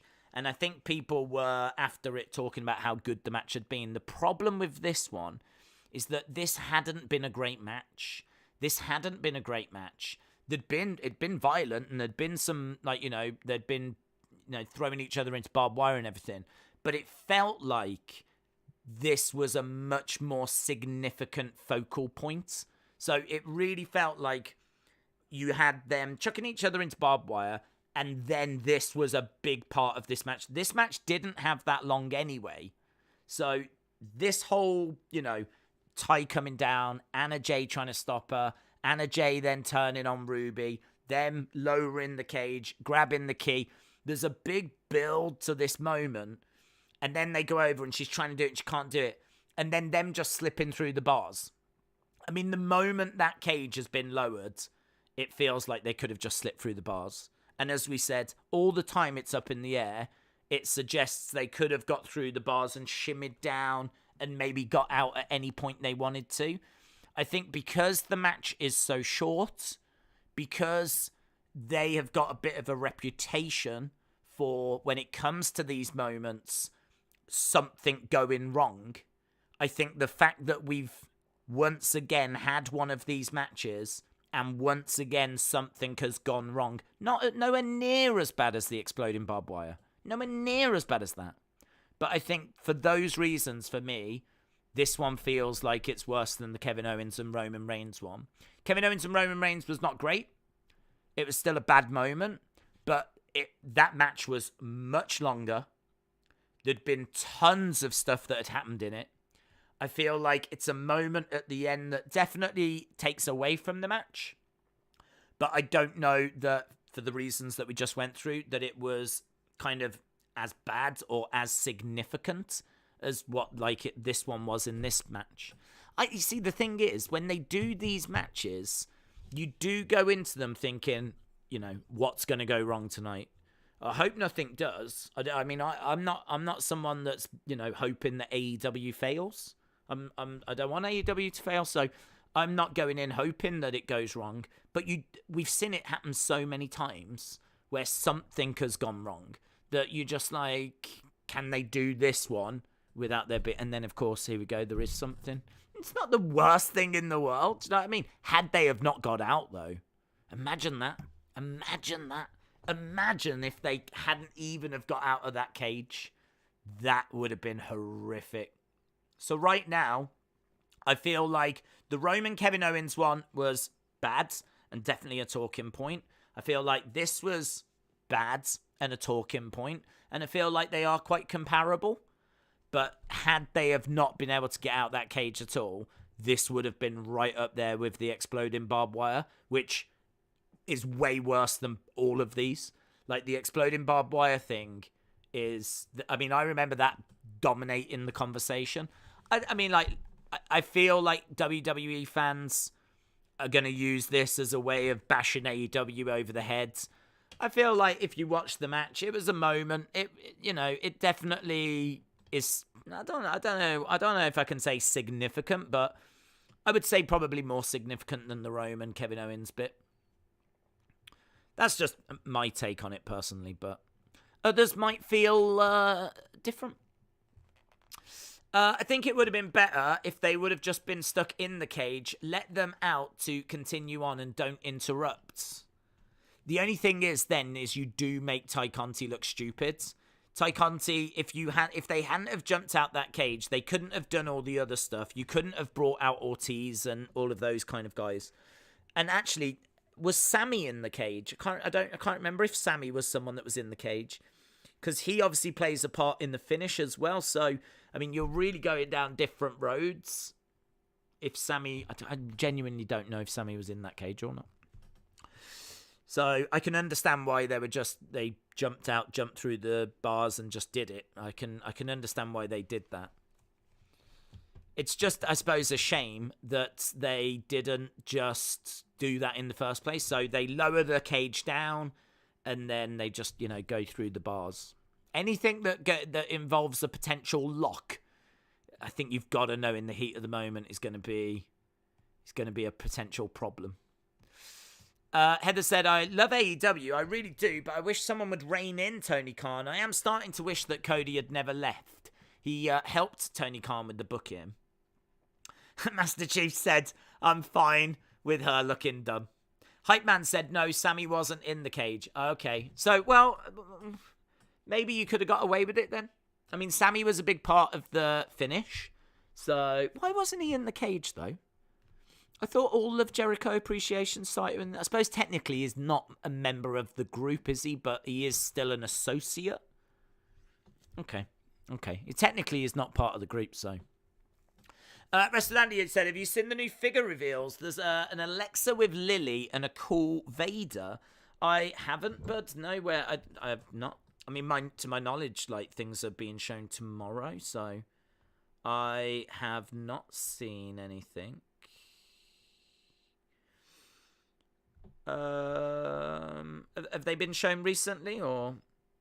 I'm just having a look on Wrestling Fig News, and I can't see anything there.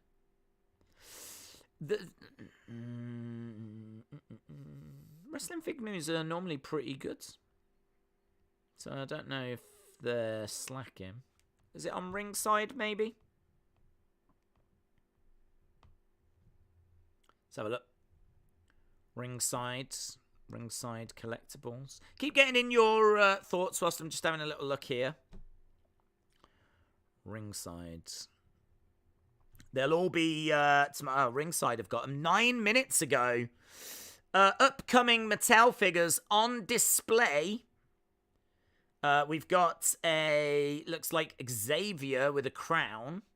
Sheamus with a cloth jacket and a face mask. A Moss with a tag title. Alexa and Lily. There's the Alexa and Lily. Alexa and Lily. What I might do is just try and check out a quick video, actually. So, Wrestle with Andy. Appreciate it, bud. Letting me know. Normally I go to Wrestling Fig News, but they haven't spotted them. Well, it doesn't look like. Ronda with a jacket. Doudrop. She's going to be in the new Elite series. Not sure about that face scan, to be honest. I mean, I can tell it's Doudrop for, reasons. Not sold on that face scan. I feel like if you were just shown that face, not the hair, literally just the face, and asked who is that, I don't know that you would have guessed Doudrop. I mean, it's not the finished article. I don't know. There's a different one there in slightly different light.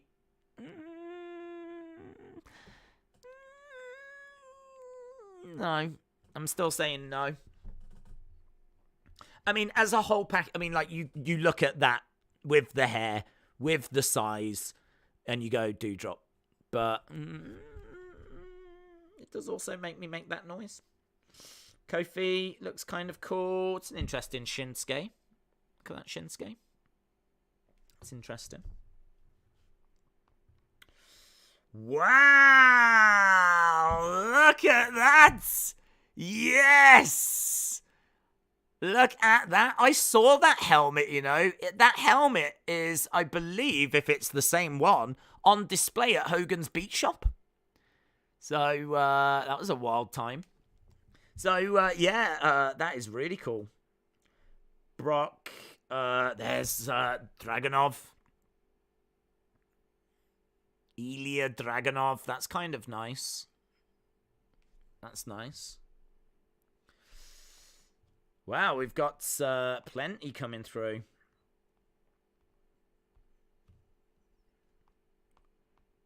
God, there's loads.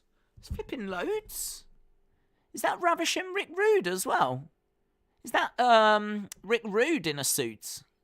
I'm getting Rick Rude vibes. I'm guessing it is. That's obviously Warrior.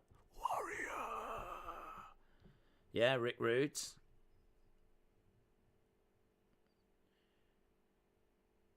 Is that Doc Hendricks? Is that Michael P.S. Hayes as Doc Hendricks?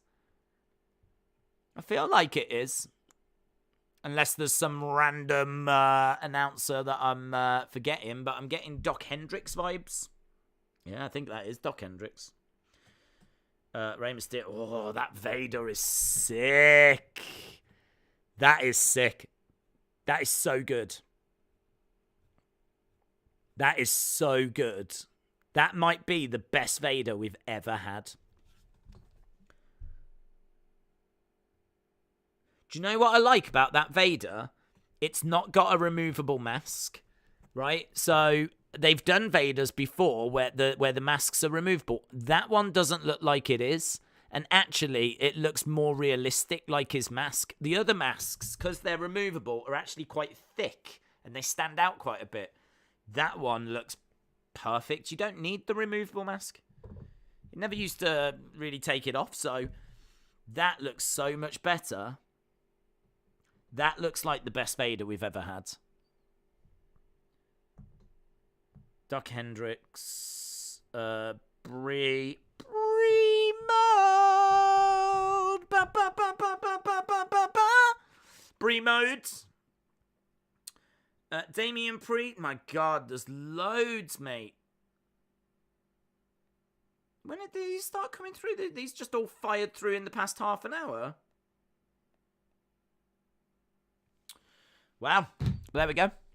Right, let's end this poll.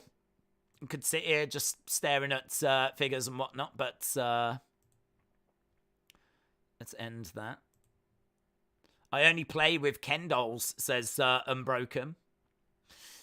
Joe said, I guess botchers are all elites. Right, how would you score AEW Dynamite? 8 to 10 got 32%, 7 to 775 got 25%, 6 to 675 got 22%, 575 or below 19%. I would probably be in the sixes, to be honest. I feel like my favourite match was the first match. I'm not sure that anything else quite got to that level for me. There was some segments like, you know, the Swerve in Our Glory with Mark Sterling. I wasn't feeling that. I like Swerve in Our Glory, but the Mark Sterling stuff, nah. Main event, as we said, I'd probably be giving it a 6, and I feel like that's fair. The women's tag match before, nah. So yeah, I feel like for me personally, there was quite a bit about this show that was just fine. But definitely some talking points. So, right. Appreciate the support, guys. Thanks a lot for watching. Hope you enjoyed the show. Don't forget, we are back on Friday for SmackDown and this weekend for UFC London. That is going to be huge. Really, really looking forward to that show. So if you can join us for that, it should be one of the best UFC shows of the year. So awesome. Thanks for watching. I'll see you next time. Bye for now.